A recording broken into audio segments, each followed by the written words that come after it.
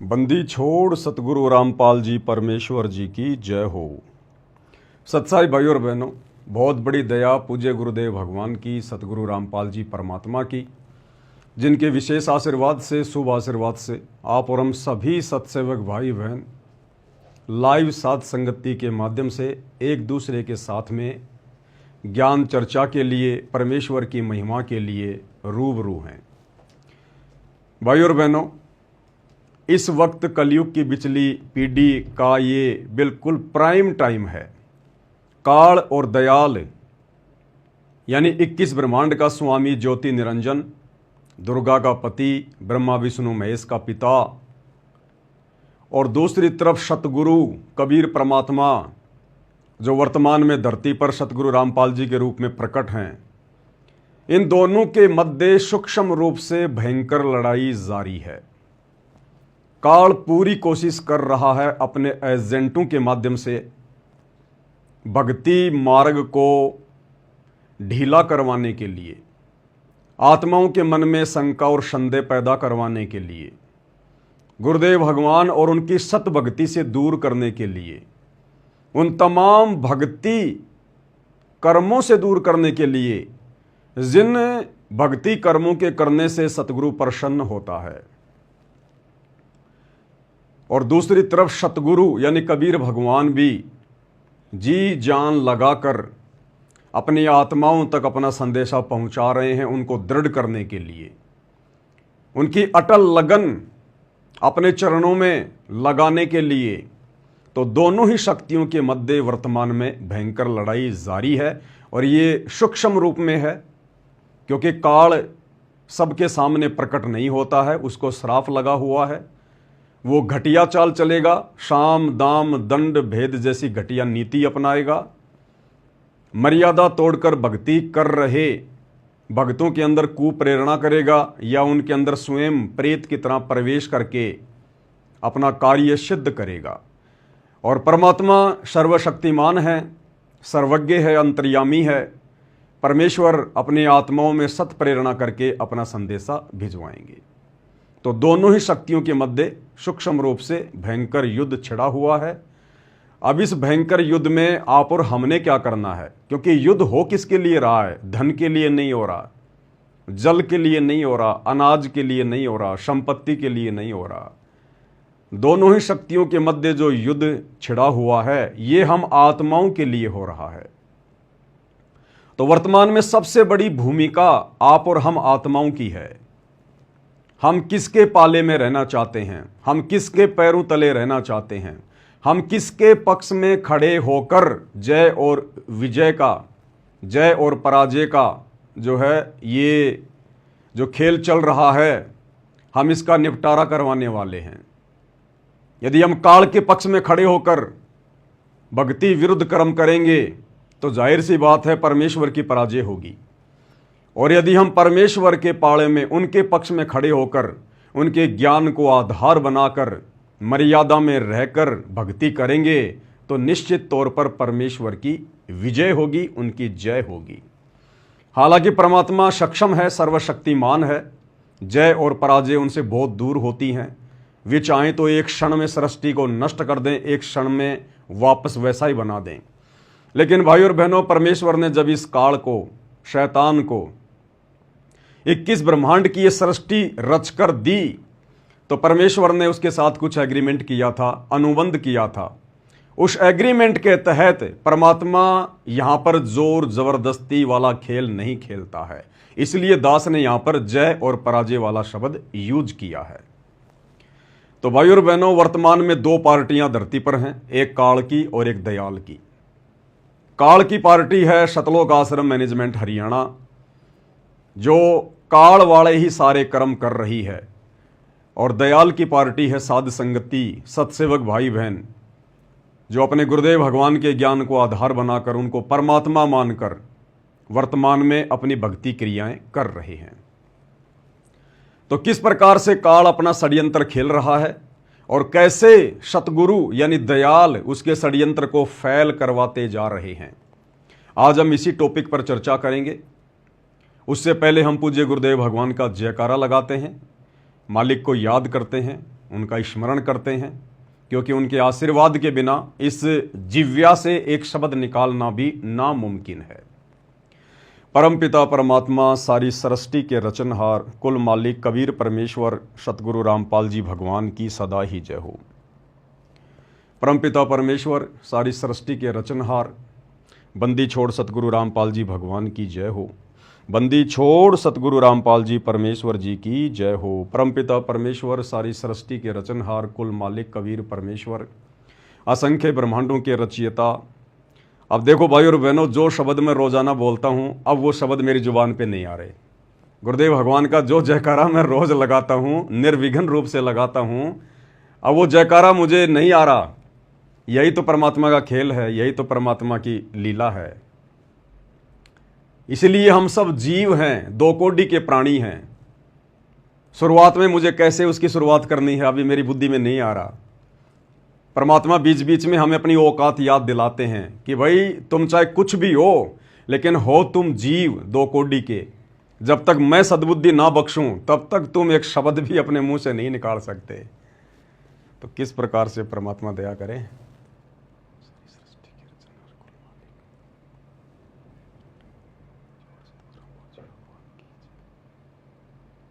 Real में भाई और बहनों, गुरुदेव भगवान के चरणों की सौगंध खाकर दास कह रहा, कोई मजाक नहीं कर रहा। जो परमात्मा का जयकारा मैं आंख बंद करके बोल देता हूं, अब मेरी जुबान पे नहीं आ रहा, क्योंकि हम जीव हैं, हमारी कोई औकात नहीं है। हमारा रिमोट हमारे गुरुदेव भगवान के हाथ में है। वो जब चाहेंगे, जैसा चाहेंगे वैसा ही बुलवाएंगे, उतना ही बुलवाएंगे। एक बार दास को देखना पड़ेगा किस प्रकार से बोलते हैं। आज दोपहर में लाइव आए थे, उस वीडियो से थोड़ा सा आइडिया लगेगा एक बार। बंदी छोड़ सतगुरु रामपाल जी परमेश्वर जी की जय हो। सत्साई भाई और बहनों, छोटा सा लाइव है, छोटी सी सूचना है। आज 27 मई 2000 आ गया। बंदी छोड़ सतगुरु रामपाल जी भगवान की जय हो। परमपिता परमेश्वर सारी सृष्टि के रचनहार कुल मालिक असंख्य ब्रह्मांडों के रचयिता जगत गुरु तीनों लोकों में प्रवेश करके सबका भरण पोषण करने वाले राजाधिराज आत्माधार नाथों के नाथ देवों के देव महादेव सर्वेश्वर महेश्वर मृत्युंजय अजरो अमर आदि अनादि सनातनी प्रभु जगत पिता जगदीश्वर श्री श्री 1008 की उपाधि के वास्तविक अधिकारी अकाल मूर्त सौद स्वरूपी राम वासुदेव सर्वगतम ब्रह्म परम पूज्य प्रथम पूज्य परम संत परम पुरुष परम धनी परम दयालु सत्य कबीर हक्का कबीर अल्लाहु अकबर बाखबर अल्लाह ताला जगत के तारणहार जगत के मुक्तिदाता जगत के जगन्नाथ हारे के सहारे हिंदुओं के राम मुसलमानों के अल्लाह सिखों के वाहिगुरु ईसाइयों के मसीह दया के सागर दयानिधि करुणा के सागर करुणानिधि स्वयंभू परिभू संकट मोचन कष्ट हरण मंगल करण दुख भंजन अविगत कबीर निर्विकार निर्विषम परमात्मा अलय अलेख सतगुरु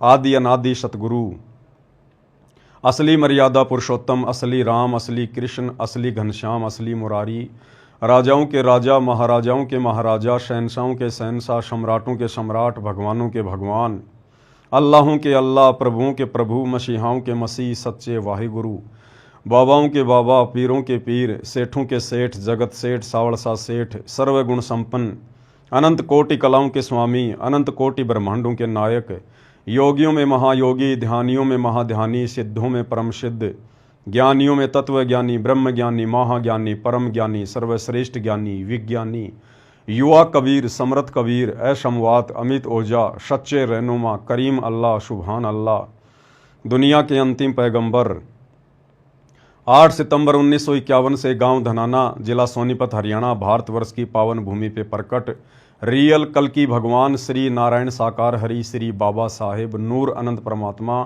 सच्चे दरवेश सच्चे बाखबर संत शिरोमणि सतगुरु रामपाल जी परमेश्वर जी के चरण कमल में साध संगति से जुड़े हुए देश विदेश से आप और हम सभी सत्सेवक भाई बहनों का अनंत कोटि दंडवत प्रणाम। सत्साई भाई और बहनों, गुरुदेव भगवान के आशीर्वाद से वर्तमान में साध संगति में जो सेवा चल रही है, पांति पंच पहोप कर पूजा देव निरंजन और न दूजा, घर घर में परमेश्वर की आत्माओं के यहाँ पर गुरुदेव भगवान की आरती उतारने के लिए 5 दीपक वाली थाली भेजने की सेवा अनवरत जारी है। और परमेश्वर की आत्माएं अपने परमेश्वर को पहचान कर, गुरु को परमात्मा के रूप में मानकर उमड़ उमड़ कर थालियां मंगवा रही हैं। और जो आत्मिक आनंद आत्माओं को परमेश्वर की आरती के साथ आरती करने में आ रहा है, उसका वर्णन नहीं किया जा सकता। क्योंकि असंख्य युगों के बाद, अनंत युगों के बाद आप और हमारा बिल्ली के भाग का छीका टूटा है। आज हमें गुरु रूप में परमात्मा समझ में आया है, तो अब भला आत्मा कैसे पीछे रह सकती हैं भक्ति का अमृत पान करने से? अब आत्माएं कैसे पीछे रह सकती हैं अपने गुरुदेव भगवान को प्रसन्न करने से? जी जान लगा देंगे, आवश्यकता पड़ी तो खून का कतरा कतरा बहा देंगे, अपने परमेश्वर के चरणों में उनकी सेवा में कुर्बान कर देंगे। उदाहरण दिए हैं गुरुदेव ने आज से पहले कि ये परमात्मा ऐसे नहीं मिलता, इतनी आसानी से नहीं मिलता। मंसूर जैसों ने खून का कतरा कतरा, शरीर का अंग अंग कटवाया इस परमात्मा की प्राप्ति के लिए। मीराबाई ने 600 साल पहले लड़की होकर समाज से वो संघर्ष किया जो संघर्ष शायद वर्तमान की कलयुग की बिचली पीढ़ी की 21वीं सदी की पढ़ी लिखी माता बहनें भी नहीं कर सकती। धना भगत, नरसी भगत, इन्होंने ऐसी ऐसी कुर्बानियां दी जो कुर्बानियां वर्तमान के लोग शायद ही दे पाए। तो भाई और बहनों, यदि वही परमात्मा आज हमें फिर से मिल जाए, आप और हमारे घर घर में पहुंच जाए, हमें अपनी शरण में ले ले और हमें वो ज्ञान करवा दे जिस ज्ञान को प्राप्त करने के लिए, जिस ज्ञान की तड़फ में ये आत्मा युगों युगों से भटक रही है, तो भला पीछे कौन रहेगा, पीछे कौन हटेगा? कोई मंदबुद्धि, कोई मूर्ख होगा। तो सत्सेवक भाई बहनों के ये सारी बातें समझ में आ चुकी हैं, भगवान समझ में आ चुका है। तो भाई हम आत्माएं अब पीछे हटने वाले नहीं हैं, पीठ दिखाने वाले नहीं हैं। हम हर वो भक्ति कर्म करेंगे जो जायज़ है, मर्यादाओं में है, और जो भक्ति कर्म गुरु को प्रसन्न करेगा, हमें उनकी मेहर और आशीर्वाद के लायक बनाएगा। तो अब हम पीछे कदम हटाने वाले नहीं हैं। और सत्सेवक भाई बहनों ने ये साबित कर दिया है कि अब हम किसी भी प्रकार से बिल्कुल पीछे हटने वाले नहीं हैं। काल चाहे संगत में कुसंगत पैदा करके हमारे ही भगत भाई बहनों के माध्यम से हमारे अंदर कितना ही दोष, संदेह या संशय पैदा करने का कुप्रयास क्यों ना करें, हम आत्माएं अब पीछे कदम हटाने वाली नहीं है। भाई और बहनों, काल अपनी कोशिश अनवरत करेगा और सतगुरु ने भी हमें भक्ति का पाठ बखूबी पढ़ाया है। गुरुदेव भगवान ने अपने सत्संगों में कहा है, गीता अध्याय 2 श्लोक नंबर 53 का जिक्र किया है कि अर्जुन, जब तक तेरी बुद्धि तरह तरह के वचनों को सुनकर भ्रमित होती रहेगी, जब तक तेरी बुद्धि स्थिर नहीं होगी, तब तक तो तू योग को भी प्राप्त नहीं होगा। तू एक अच्छा योगी भी नहीं समझा जा सकता, तू एक भगत भी नहीं कहलाया जा सकता, जब तक तरह तरह के वचनों को सुनकर तेरी बुद्धि भ्रमित रहेगी। तो गुरुदेव भगवान ने सबसे पहले उसी भ्रमणा का निवारण किया, अपना अनमोल तत्व ज्ञान दिया। परमेश्वर ने कूट कूट कर अपने सत्संगों के माध्यम से तत्व ज्ञान की खीर खिलाई परमात्मा ने अपने बच्चों को। और आज गीता अध्याय 2 श्लोक नंबर 53 के आधार से अगर इस पृथ्वी पर कोई आत्मा है, कोई सूरवीर आत्माएं हैं, परमेश्वर की विशेष आत्माएं हैं, परमात्मा चाहने वाली आत्मा हैं, मोक्ष की अधिकारी आत्मा हैं, तो साध संगति से जुड़े हुए सत्सेवक भाई बहन हैं, जिनकी बुद्धि परमेश्वर को लेकर, परमात्मा को लेकर, कबीर साहिब कौन है इस बात को लेकर स्थिर हो चुकी है। अब यदि ये काल स्वयं पृथ्वी पर उतर कर आ जाए तो भी सत्सेवक भाई बहनों को भ्रमित करने में नाकामयाब ही रहेगा। और यही चाहते हैं परमात्मा, इतनी ही दृढ़ता चाहते हैं, इतना अंधविश्वास अपने गुरु पर ज्ञान को आधार बनाकर जिसको हो जाएगा, उस आत्मा के मोक्ष में फिर इस कलयुग की पिछली पीढ़ी में कोई संशय नहीं होता। लेकिन काल की कोशिश रहेगी, काल का प्रयास है संशय पैदा करना, और तो कुछ वो कर नहीं सकता, क्योंकि हम सतगुरु की शरण में हैं, मर्यादा में रहकर गुरु को परमात्मा मानकर ज्ञान को आधार बनाकर भक्ति कर रहे हैं। समर्थ सतगुरु ने अपना रक्षा कवच अपने सत्सेवक बच्चों के चारों तरफ, उनके घरों के चारों तरफ बना रखा है। तो काल का वैसे तो कहीं कोई दाव लग नहीं रहा। उसका एक ही दाव है कि संगत माही कुसंगत उपजय, जैसे बन में बांस आपे घिस घिस आग लगा ले, करे बन खंड का विनाश। क्योंकि जगत वाले तो जानते ही नहीं सात संगति क्या है, संत रामपाल जी कौन है, उनका मिशन क्या है। तो काल किन के माध्यम से भ्रमित करवाने का कुप्रयास करेगा? हमारे ही भगत भाई बहनों के माध्यम से, जो साध संगति से बागी हो चुके हैं अपनी नालायकी के कारण, अपने कमजोर संस्कारों के कारण, या कुछ एक आत्माएं जो सतलोक आश्रमों से जुड़ी हुई है, जो अपनी मंदबुद्धिता के कारण, अज्ञानता के कारण साध संगति का विरोध कर रहे हैं, अपने ही भगवान के वचनों का विरोध कर रहे हैं, सत्संगों का विरोध कर रहे हैं, यथार्थ 13वें कबीर पंथ का साध संगति का विरोध कर रहे हैं। और लगातार ये कुप्रयास काल करता आ रहा है। और हर बार परमात्मा ऐसी चोट मरवाते हैं साध संगति के माध्यम से कि महीने डेढ़ महीने तक तो काल बिल्कुल बेहोश हो जाता, बेहोश। जब उसे होश आता है तो डर के मारे फिर से नया षड्यंत्र खड़ा करता है। और ऐसा ही एक नया षड्यंत्र उसने फिर से खड़ा किया है, लेकिन वो तो बहुत हल्का सा है, ऊंट के मुंह में जीरे के समान, हाथी के सामने चींटी के समान।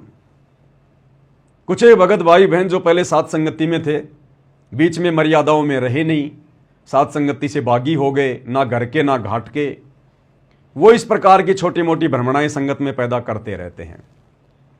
उनमें एक प्राणी का नाम है दर्शन दास जी, मध्य प्रदेश के।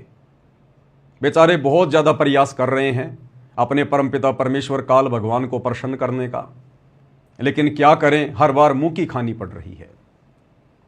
हर बार परमात्मा वीडियो बनवाकर ज्ञान आधार से उनके हर एक प्रश्न का प्रमाणित उत्तर दिलवा देते हैं। 10, 15, 20 दिन शांत हो जाते हैं, फिर से काल उनको मरोड़ी मारता है, फिर से उनकी बैटरी हल्की सी चार्ज होती है, फिर से वो काल का कार्य करने के लिए काल की सेवा में हाजिर हो जाते हैं। एक छोटा सा पेज उन्होंने अपने फेसबुक पर वायरल किया है। क्या पेज है, दास आपको दिखाता है। पाती पंच पोपकर पूजा को लेकर, क्योंकि उनका मानना यह है कि गुरुदेव भगवान की आरती 5 दीपक वाली थाल के साथ नहीं करनी चाहिए, ये तो काल की पूजा है। सतगुरु की पूजा इस प्रकार से आरती उतार के नहीं होती है। अरे मंद बुद्धियों, फूटे भाग तुम्हारे। उनकी क्या शंका है, क्या संदेह है, दास आपको अब विस्तार से बताएगा। ये पेज है भाइयों और बहनों यथार्थ भक्ति बोध का। यथार्थ भक्ति बोध वो पवित्र ग्रंथ है जिसमें पूज्य गुरुदेव भगवान ने अपने कर कमल से तीनों समय की आरतियों का सरलार्थ किया है, जिसके ऊपर मैं पवन दास वीडियो बना चुका हूं, तीनों समय की आरतियों के सरलार्थ के ऊपर। अब परमेश्वर तो परमेश्वर है भाई, सतगुरु शंख कला दर्शावे। परमेश्वर तो जब चाहे जैसे चाहे कोई भी तरीका अपना के, उनके पास तो अनंत रास्ते हैं, अपने बच्चों की परीक्षा ले ही लेते हैं। तो परमेश्वर ने यथार्थ भक्ति बोध का ये जो सरलार्थ है इसको अपने कर कमल से किया। और कुछ दिनों बाद में परमेश्वर ने जब दोबारा से यथार्थ भक्ति बोध वाली पुस्तकें छपवानी थी, तो गुरुदेव भगवान ने एक जगह पर संध्या आरती का सरलार्थ करते समय शुरुआत में लिख दिया कि बच्चों मेरे से एक छोटी सी भूल हो गई, संध्या आरती का सरलार्थ करते समय मेरे से गलती हो गई। कौन कह रहे हैं? गुरुदेव भगवान कह रहे हैं। किन वाणियों का सरलार्थ करते समय गलती हो गई? पाती पंच पोहप कर पूजा, देव निरंजन और न दूजा। इसी पर गलती होनी थी क्या? इसी बात को लेकर तो संगत में बवंडर मचा हुआ है। क्या यही वो वाणी थी जिसके ऊपर परमात्मा ने गलती करनी थी? परमात्मा गलती करते हैं या नहीं करते हैं, या परमात्मा के द्वारा जानबूझ के गलती करना उनकी लीला का, उनके मिशन का एक हिस्सा होता है? आज हम इसी टॉपिक पर चर्चा करेंगे। लेकिन जो विरोधी हैं, साध संगत के विरोधी हैं, जो काल प्रेरित हैं, मर्यादाओं में नहीं हैं, गुरु को मानुष मानते हैं, उन आत्माओं को एक मौका मिल गया इस पेज को लेकर अपना मुंह खोलने का। और क्या कुछ उन्होंने कहा इस पेज को वायरल करके, कि भाई ये पवन दास जिस प्रकार से सात संगति में वीडियो बना बना के सत्सेवक भाई बहनों से गुरुदेव भगवान को परमात्मा मनवाकर 5 दीपक वाली थाल के साथ उनकी आरती उतरवा रहा है, गुरुदेव ने तो मना कर दिया कि भाई ये तो विष्णु जी की आरती होती है इस प्रकार से 5 दीपक वाली थाल के साथ में, सतगुरु की नहीं होती। और देखो अब तो गुरुदेव ने बिल्कुल क्लियर कर दिया, स्पष्ट कर दिया कि बच्चों मेरे से तो गलती हो गई, मेरे से तो भूल हो गई उन वाणियों का अनुवाद करने में, मैं भूल सुधार करके फिर से लिख रहा हूं कि पाती का अर्थ बाती नहीं होता, पतियां होता है, पतियां। और इसी बात को लेकर साध संगति से विमुख भाई बहन जोर शोर से नगाड़े बजा रहे हैं कि पाती का मतलब पतियां होती हैं, पतियां बतियां नहीं होती। तो एक बार भाई बहनों आपको दिखा देते हैं कहां परमेश्वर से गलती हुई है, कहां परमात्मा से भूल हुई है। ये संध्या आरती का सरलार्थ पेज नंबर है ये 165, यथार्थ भक्ति बोध। और वाणी है, पहली आरती हरि दरबारे, तेज पुंज जहां प्राण उधारे, पाती पंच पोहप कर पूजा और देव निरंजन और न दूजा। ये है पाती पंच पोहप कर पूजा और देव निरंजन और न दूजा। बहुत गहरा रहस्य है भाइयों और बहनों। इस वाणी के माध्यम से परमात्मा ने परमात्मा चाहने वाली आत्माओं की परीक्षा लेनी थी, और सत्सेवक भाई बहन तो निसंदेह परीक्षा में पास होते जा रहे हैं, मन में कोई शंका नहीं, कोई संदेह नहीं। और जो विरोधी हैं उनको काल प्रेरणा से मौका मिल रहा है अपने कर्म फोड़ने का। तो आगे चलकर गुरुदेव भगवान ने इन वाणियों का क्या सरलार्थ किया है ये देखिएगा भाई और बहनों। यहां पर गुरुदेव ने क्या लिखा है, कुछ सरलार्थ करता आरती नंबर 1 की वाणी नंबर 2 का सरलार्थ इस प्रकार से करते हैं। आरती नंबर 1 की वाणी नंबर 2 कौन सी है भाई और बहनों? यही ये आरती नंबर 1 की वाणी नंबर 2, पाती पंच पोहप कर पूजा देव निरंजन और न दूजा। तो गुरुदेव ने भूल सुधार करते हुए इन लोगों के अनुसार क्या कहा है, कुछ सरलार्थ करता आरती नंबर 1 की वाणी नंबर 2 का सरलार्थ इस प्रकार से करते हैं, जो गलत है। आरती करते समय आम तौर पर 5 ज्योति जलाते हैं। कहा है कि यह आरती 5 पातियों, कोष्टक में क्या लिखा है, बतियों से, पुष्प आदि से परमेश्वर की पूजा करें। तो गुरुदेव ने भूल सुधार करते हुए इन लोगों के अनुसार इस यथार्थ भक्ति बोध के सरलार्थ में जो बाद में छपवाई गई उसमें स्पष्ट कर दिया है कि ये मेरे वचन नहीं है।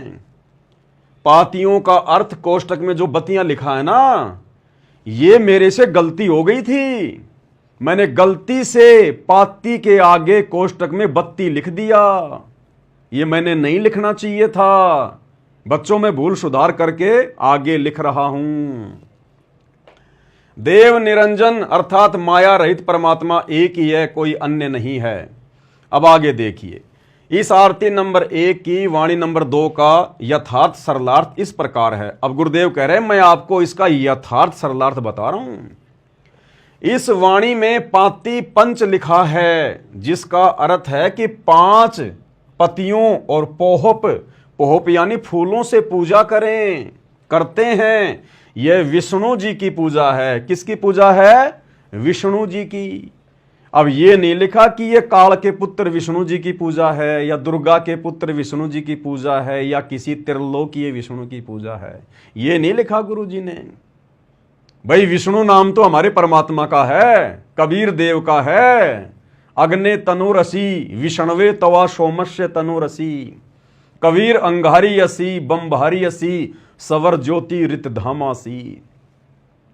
और जो तीनों लोकों में प्रवेश करके सबका धारण पोषण करता है, असल में वो है विष्णु। ये विष्णु नाम कबीर परमात्मा सतगुरु रामपाल जी की उपमात्मक पदवी का नाम है। और इस काल ने आप और हमें भ्रमित करने के लिए अपने पुत्रों का नाम रख दिया विष्णु, ताकि इन्हीं को परमात्मा मान के दुनिया पूजती रहे। तो यहां गुरुदेव ने कहा कि यह विष्णु की पूजा है। ये नहीं कहा कि ये काल के पुत्र विष्णु की पूजा है, या दुर्गा के पुत्र विष्णु की पूजा है, या शंकर जी के बड़े भाई विष्णु की पूजा है, या त्रिलोकीय विष्णु की पूजा है। ये भी एक संकेत है। विष्णु तो हमारे गुरुदेव भगवान है, कबीर परमात्मा है। खैर आगे बढ़ते हैं। इस वाणी में पाती पंच लिखा है, जिसका अर्थ है कि 5 पतियों और पोहप यानी फूलों से पूजा करें, यानी करते हैं। यह विष्णु जी की पूजा है। किसकी पूजा है? विष्णु जी की पूजा है। 5 पतियों तुलसी की भी चढ़ाते हैं और बेल की पतियां भी देव पूजा में चढ़ाते हैं। कबीर जी कहते हैं कि जो विष्णु जी की पूजा करते हैं वे गलती पर हैं। सत्य पुरुष के अतिरिक्त कोई निरंजन यानी माया रहित देव यानी भगवान नहीं है, यानी सत्य पुरुष के अलावा कोई पूज्य देव नहीं है। ध्यान रखना भाई और बहनों, यह भी तो हमारे गुरुदेव भगवान ने लिखा है ना कि सत्य पुरुष के अलावा और कोई पूज्य देव नहीं है, यानी पूजा किसकी करनी चाहिए? सत्य पुरुष की। यह पॉइंट आगे काम आएगा इसी वीडियो में जब हम ज्ञान गंगा का एक पेज देखेंगे। क्या कह रहे हैं गुरुदेव कि सत्य पुरुष के अतिरिक्त कोई पूज्य देव नहीं है, यानी सत्य पुरुष कबीर जी के अलावा और किसी की पूजा नहीं करनी चाहिए और कोई पूजा के लायक नहीं है। आगे बढ़िएगा, ध्यान दें। इस वाणी में पाती पंच लिखा है। क्या लिखा है? पाती पंच, न कि बाती पंच। बाती यानी बतियां और पाती यानी पतियां। तो गुरुदेव कह रहे हैं कि इस वाणी में पाती पंच लिखा है, ना कि बाती पंच। बाती का अर्थ है ज्योति तथा पाती का अर्थ है पत्ता। अंग्रेजी में लिखा है लीफ, यानी किसी भी पेड़ का पत्ता, किसी पौधे का पत्ता, तुलसी का पत्ता। पाती यानी पत्ता। कौन कह रहे हैं? गुरुदेव भगवान कह रहे हैं। अब यहां क्या कह रहे हैं गुरुदेव भगवान? भूल सुधार। भूल सुधार यानी बच्चों मेरे से भूल हो गई, मेरे से गलती हो गई पहले अनुवाद करते समय। अब मैं माफी मांग रहा हूं बच्चों, मैं अपनी गलती स्वीकार कर रहा हूं। कौन कह रहे हैं? सतगुरु रामपाल जी भगवान, सॉरी सृष्टि के मालिक, इन लोगों के अनुसार, क्योंकि ये गुरु को मानुष मानते हैं। इन लोगों को लगता है कि गुरु गलती भी कर सकता है, तभी तो बड़े जोश में आकर इन्होंने ये पर्चा वायरल किया है। अब भूल सुधार, कौन? सतगुरु रामपाल जी भगवान अपनी भूल को सुधार रहे हैं।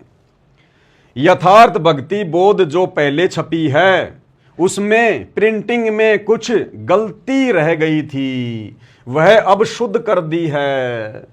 आरती नंबर 1 की वाणी नंबर 2 का यथार्थ सरलार्थ प्रिंट करते समय गलती से छूट गया था।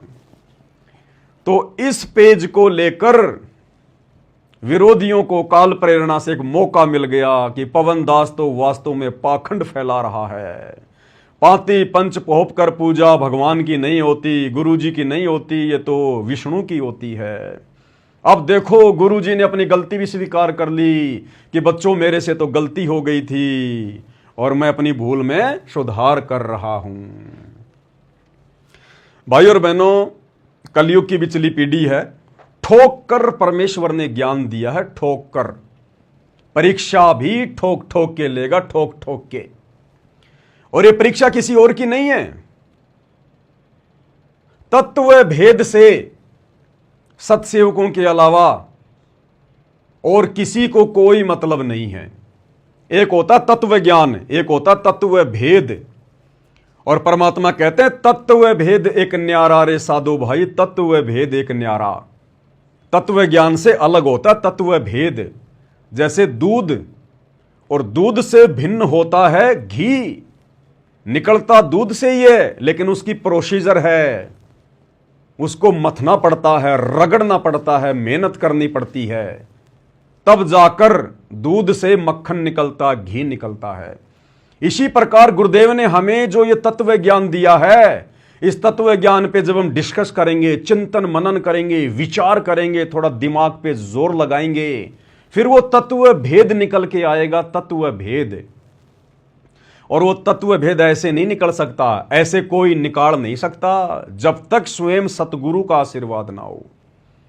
तो क्या कहते हैं परमात्मा, कौन निकाल पाएगा वो तत्व भेद मेरे तत्व ज्ञान से, मेरे सत्संगों से। तत्व भेद एक न्यारा रे साधो भाई, तत्व भेद एक न्यारा, समझेगा कोई गुरुमुख प्यारा, तत्व भेद एक न्यारा। गुरुमुख प्यारा, उन आत्माओं पे दया होती है तत्व भेद समझने की। गुरुमुख प्यारा, अब गुरुमुख प्यारा कौन होगा? जो अपने गुरु जी के साथ साथ अपने दरबार में दाढ़ी मूंछ वाले नकली कबीर की फोटो को भी पूजेगा, दंडोत करेगा, उसके आगे जोत जलाएगा, उसका कबीर प्रकट दिवस मनाएगा जून के महीने में, गले में लॉकेट में दाढ़ी मूंछ वाली कबीर जी के नकली फोटो टांग के रखेगा।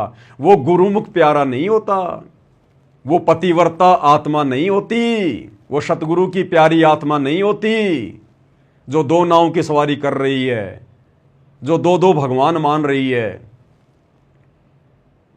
गुरुमुख प्यारी आत्मा होती है अपने गुरु को परमात्मा मान के मर्यादा में रह के भक्ति करने वाली आत्मा। तो यह तत्व भेद समझने की दया वर्तमान में केवल सत्सेवक भाई बहनों के ऊपर हुई है। तो परमेश्वर परीक्षा भी ठोक बजा के लेगा, और यह परीक्षा केवल वर्तमान में सत्सेवकों की थोड़ी बहुत बाकी है, बाकी तो सबकी हो चुकी है। शतलोक आश्रमों से जुड़ी हुई 90% संगत तो परीक्षा देने के लायक है ही नहीं। परमात्मा लेंगे क्या उनकी परीक्षा? जब से गुरुदेव भगवान हिसार जेल में गए हैं अपने मिशन के लिए, उसके बाद से इन लोगों ने तो इतनी गलतियां कर दी, इतनी गलतियां कर दी कि परमात्मा कहते हैं कि भाई दिल का मर्मी कोई न मिला, जो मिलिया सो गर्जी। दिल का मर्मी कोई ना मिलिया, जो मिलिया सो गर्जी। और कहे कबीर ये अंबर फट गया, कैसे सीमेगा दर्जी। अगर छोटा मोटा अगर कोई कपड़ा कहीं से फट जाए तो दर्जी उसको सी देता है, अगर अंबर फट जाए तो दर्जी बेचारा क्या करे। तो परमेश्वर कहते हैं मन का महरमी कोई ना मिलिया, जो मिलिया सो गर्जी। और कहे कबीर ये अंबर फट गया, कैसे सीवेगा दर्जी। तो सतगुरुदेव भगवान इनकी कैसे परीक्षा लें? ये तो परीक्षा देने के योग्य नहीं है। कोई भी मर्यादा इन्होंने अपने गुरुदेव भगवान की सुरक्षित छोड़ी नहीं है।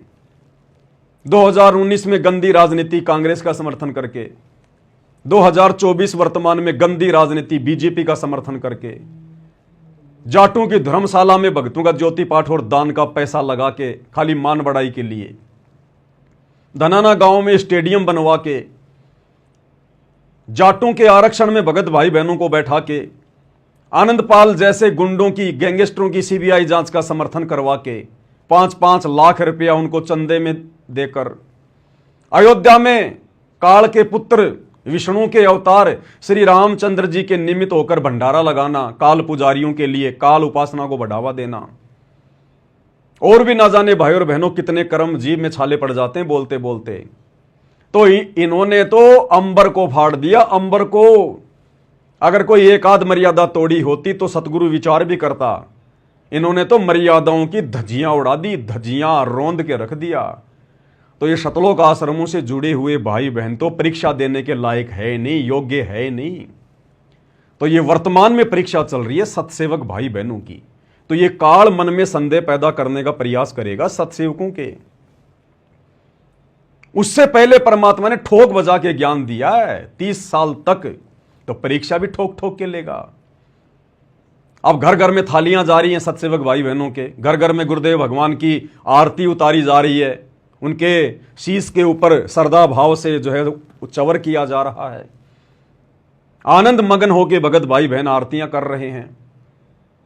अब ऐसे में परमात्मा हल्की हल्की चोट मारेगा कि कहीं इनमें से कुछ लोग देखा देखी में तो आरती नहीं उतार रहे मेरी, ये देखा देखी में तो पार्सल नहीं मंगवा रहे, कोरियर नहीं मंगवा रहे, देखा देखी में तो साथ संगति से नहीं जुड़े हुए हैं, क्योंकि देखा देखी वालों का साथ संगति में कोई लेन देन नहीं है, कोई जगह नहीं है। उस गंदगी को परमात्मा नहीं रखेगा। किसी न किसी बहाने, किसी न किसी परीक्षा के माध्यम से उसको परमात्मा साइड में करेगा। इसलिए यह पर्चा वायरल हुआ है। काल तो अपनी कोशिश करता है और सतगुरु काल की कोशिश में ही अपने भक्तों की परीक्षा ले लेता है। तो ये पर्चा वायरल हुआ तो परमात्मा ने यह देखना था कि अब कितनी आत्माओं के मन में संदेह उत्पन्न होता है पाती पंच पोप कर पूजा को लेकर। किन किन आत्माओं के मन में यह आएगा कि लो भाई ये तो वास्तव में गुरुजी से गलती हो गई थी। अरे गुरुजी खुद ही स्वीकार कर रहे हैं, गुरुजी खुद ही भूल सुधार कर रहे हैं कि बच्चों मेरे से गलती हो गई। तो जो कमजोर आत्माएं होंगी उनके मन में तुरंत संदेह उत्पन्न हो जाएगा कि वास्तव में कहीं हम इस पवनदास के कहने से तो ये गुरुजी की आरती नहीं उतार रहे, गुरुजी ने तो खुद ही भूल सुधार कर ली कि बच्चों मेरे से गलती हो गई। जिस किसी आत्मा के अगर यह भी मन में आ गया साध संगति से जुड़कर, मैं बाकी लोगों की बात नहीं कर रहा, बाकी लोग तो भगत कहलाने के भी लायक नहीं हैं जो सतलोक आश्रमों से जुड़े हैं।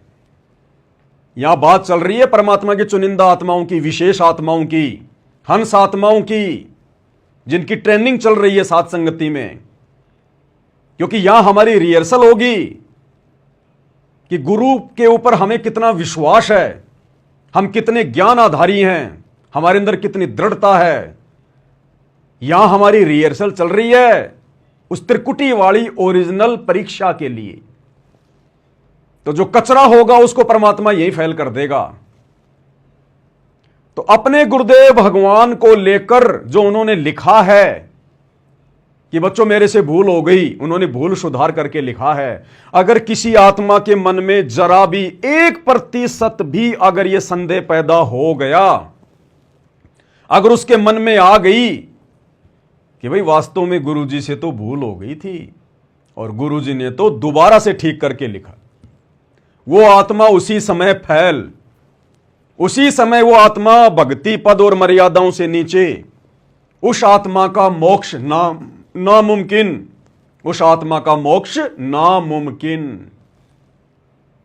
जिसके अंदर, जिसके हृदय में अगर इतना सा भी भाव आ गया इस पेज को पढ़कर कि वास्तव में गुरुजी से तो गलती हो गई थी और गुरुजी ने तो दोबारा से भूल सुधार करके लिखा है, अगर किसी ने इतना सा भी मान लिया कि गुरुजी से गलती हुई है, वो आत्मा भक्ति मार्ग से कोसों दूर।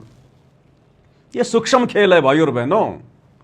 सतगुरु का और शिष्य का विश्वास रूपी कच्चे धागे से आपस में जोड़ होता है, कच्चे धागे की तरह रिश्ता होता है गुरु और शिष्य का। अगर मन में जरा भी मलिनता आ गई, जरा भी दोष आ गया किसी भी पॉइंट पे, किसी भी बात को लेकर, किसी के भी कहने से, उसी समय हम भक्ति पद और मर्यादाओं से नीचे गिर जाते हैं। यह सूक्ष्म खेल है। यह कनेक्शन और यह डिस्कनेक्शन ऑटोमेटिक होता है, ऑटोमेटिक। तो यह हमारी परीक्षा के लिए कि भक्तों के मन में क्या संदेह उत्पन्न होता है, यह हम सत्सेवक भाई बहनों की परीक्षा के लिए परमेश्वर ने अपनी लीला के तहत जानबूझकर गलती करने की लीला की। गलती शब्द परमात्मा के नजदीक भी नहीं होता है। अरे वो भगवान जिसने 6 दिन में सृष्टि रची, 7वें दिन तख्त पे जा बैठा। जब भगवान सृष्टि रच रहा था तो बाइबल में लिखा कि पहले दिन भगवान ने ये बनाया, वो बनाया, सांझ हुई, परमेश्वर ने देखा बहुत अच्छा, बहुत अच्छा। ये नहीं कहा कि मेरे से गलती हो गई। दूसरा दिन हुआ, परमेश्वर ने ये बनाया, वो बनाया, फिर कहा, सबको देखा और कहा बहुत अच्छा, बहुत अच्छा। दूसरे दिन ये नहीं कहा कि मेरे से गलती हो गई। इस प्रकार 6 दिन में परमात्मा ने सृष्टि रची इस काल की 21 ब्रह्मांड वाली, और 7वें दिन वापस सतलोक में अपने तख्त पे जा विराजा। कोई गलती नहीं हुई परमात्मा से। गलती शब्द परमेश्वर की डिक्शनरी में भी नहीं होता। लेकिन आप और हमारी परीक्षा के लिए परमात्मा कुछ भी गलती करने की लीला कर सकते हैं, कुछ भी। जिस प्रकार परमेश्वर के विधान में नहीं है कि अपने गुरु जी के सिर पे जूते मारो। गुरु कभी नहीं कहेगा कि गुरु के सिर पे जूते मारने चाहिए। लेकिन अपने भक्तों की परीक्षा लेने के लिए परमात्मा ने एक समय, हमें गुरुदेव सत्संग में भी तो बार बार बताते हैं ना कि एक संत था। वो संत कौन था? यही सतगुरु रामपाल जी भगवान, यही कबीर भगवान। अनंत बार परमात्मा ना जाने कैसी कैसी लीला करते हैं। तो कभी किसी युग में यही कबीर परमात्मा सतगुरु रामपाल जी अपने भक्तों की परीक्षा ले रहे थे। खूब ज्ञान दिया उनको काफी वर्षों तक। और एक दिन वहां गए उन सबके सामने और बताया कि भाई गुरु जी की तरफ उंगली भी नहीं करनी चाहिए। अगर उंगली भी कर दी उस पाप आत्मा का सारा भक्ति नष्ट हो जाता है। और गुरु की आज्ञा में चलना चाहिए। भाई जो गुरु वचन पे डट गए कट गए फंद 84 के। गुरु की अवज्ञा नहीं करनी चाहिए। गुरु अगर कहे कि बच्चों अपना शीश काट के दे दो तो काट के गुरु के चरणों में चढ़ा देना चाहिए। वही आत्मा मोक्ष प्राप्त करती है। हाँ जी गुरु जी, बहुत अच्छी बात गुरु जी, बिल्कुल ऐसा ही गुरु जी। तुरंत बाद परमात्मा ने जो संत रूप में थे अपने उन शिष्यों को आदेश दिया कि अब मेरा आदेश है। पहले तो आदेश के बारे में बता दिया कि गुरु का आदेश मानना चाहिए। जो गुरु की आज्ञा नहीं मानता वो नरक में जाता है। फिर तुरंत परमेश्वर ने कहा कि अब मेरी आज्ञा है, अपने अपने पैर का जूता निकालो और मेरे सर में 5-5 मारो, अपने भक्तों की परीक्षा लेने के लिए। जबकि उनके विधान में, संविधान में कहीं नहीं है कि एक शिष्य ने अपने गुरुजी के सर में जूते मारने की सोचनी भी चाहिए। मारना तो बहुत दूर की बात है, लेकिन परीक्षा लेने के लिए परमात्मा ने बोल दिया, लिख दिया या बोल दिया, बात एक ही है। इसी प्रकार ये आप और हम भगत भाई बहनों की परीक्षा के लिए कि ये खाली देखा देखी में पांति पंच पौप कर पूजा, सुबह और शाम की आरती में 5 दीपक के साथ मेरी आरती उतार रहे हैं, या कुछ ज्ञान आधार से मन में इनके श्रद्धा भी है, दृढ़ता भी है या नहीं है, या खाली देखा देखी में ही। तो ये उन भगत भाई बहनों की परीक्षा थी जो कमजोर आत्माएं होंगी, जो देखा देखी में आरती कर रही होंगी। उनके मन में अगर इस प्रकार का दोष उत्पन्न हुआ, किसी के भी मन में, भाई 100 बार नाक रगड़ के रो रो के दरबार साहिब के सामने गुरुजी से माफी मांगना शुरू कर देना। अब ये परमेश्वर के ऊपर है, वो माफ करे ना करे। भाई अगर जरा भी किसी में संदेह उत्पन्न हुआ है तो ये हमारी परीक्षा के लिए। अरे भगवान अगर गलती करेगा तो सृष्टि कौन चलाएगा? कैसे चल सकती है सृष्टि? अगर सतगुरु रामपाल जी भगवान संध्या आरती का सरलार्थ करते समय अगर गलती कर रहे हैं तो क्या गारंटी है कि 30 साल से उन्होंने जो हजारों की संख्या में सत्संग किए हैं उनमें गलती नहीं होगी? जब एक गलती हो सकती है तो 2 भी हो सकती है, 3 भी हो सकती है। क्या गारंटी है कि उनकी पुस्तकों में कहीं कोई गलती नहीं होगी? और क्या गारंटी है कि सतगुरु रामपाल जी आगे सत्संगों में कोई गलती ना करें? अगर उन्होंने शुरू में गलती अगर वो की है तो भाई और बहनों, ये तो सोचना भी मत कभी सौपन में भी कि गुरुजी से गलती हो गई होगी। इस गलती शब्द को जो हमारे गुरुजी के साथ में जुड़ा है, आग लगा देना, इसको काट के फेंक देना, इसको गलती शब्द को, भूल शब्द को। ना सतगुरु से भूल होती, ना सतगुरु से गलती होती। अपने बच्चों की परीक्षा लेने के लिए वो लाख बार भूल करने की लीला करे, लाख बार जानबूझ के गलतियां करने की लीला करे, ये उनकी मौज। तो ये हमारी परीक्षा के लिए था भाई और बहनों। लेकिन बड़ी खुशी की बात है, दास 2 या 3 दिन से यही देख रहा था कि मेरे पास में किसी का कोई मैसेज आता है या नहीं आता है कि भगत जी देखो यहां तो गुरुजी ने गलती कर दी। लेकिन शुक्र, एक भी आत्मा का ये पर्चा मेरे पास में पर्सनल नहीं आया, किसी ने नहीं भेजा। और सब भगत भाई बहन यही लिख के भेज रहे हैं इसके जवाब में फेसबुक पे, व्हाट्सएप पर, कि ये तो सतगुरु की लीला है, सतगुरु शंख कला दर्शावे। ये तो सतगुरु की लीला है अपने बच्चों की परीक्षा लेने के लिए। तो भाई और बहनों, ये साध संगति से जुड़कर गुरुदेव भगवान के आशीर्वाद का नतीजा है कि हमारे मन में काल तनिक भी संदेह पैदा नहीं कर पा रहा है। अब भाई और बहनों, थोड़ा ज्ञान आधार से चर्चा करेंगे। अभी तक तो दास ने आपको केवल मौखिक बताया है। अब आपको यह दृढ़ विश्वास हो जाएगा जब हम आगे कुछ और पढ़ेंगे यथार्थ भक्ति बोध के अनुवाद में, फिर हमें पक्का हो जाएगा कि वास्तव में हमारे गुरुदेव भगवान ने हमारी परीक्षा के लिए यहां पर इस प्रकार से लिखा है, भूल सुधार। तो यह आपने देख लिया यथार्थ भक्ति बोध का पेज नंबर 165। अब हम चलते हैं, ये पीडीएफ है उसी यथार्थ भक्ति बोध की, उसी यथार्थ भक्ति बोध की जिसको सतगुरु रामपाल जी परमेश्वर जी ने अपने कर कमल से लिखा है। जीव हमारी जाति है, मानव धर्म हमारा, हिंदू मुस्लिम सिख ईसाई धर्म नहीं कोई न्यारा।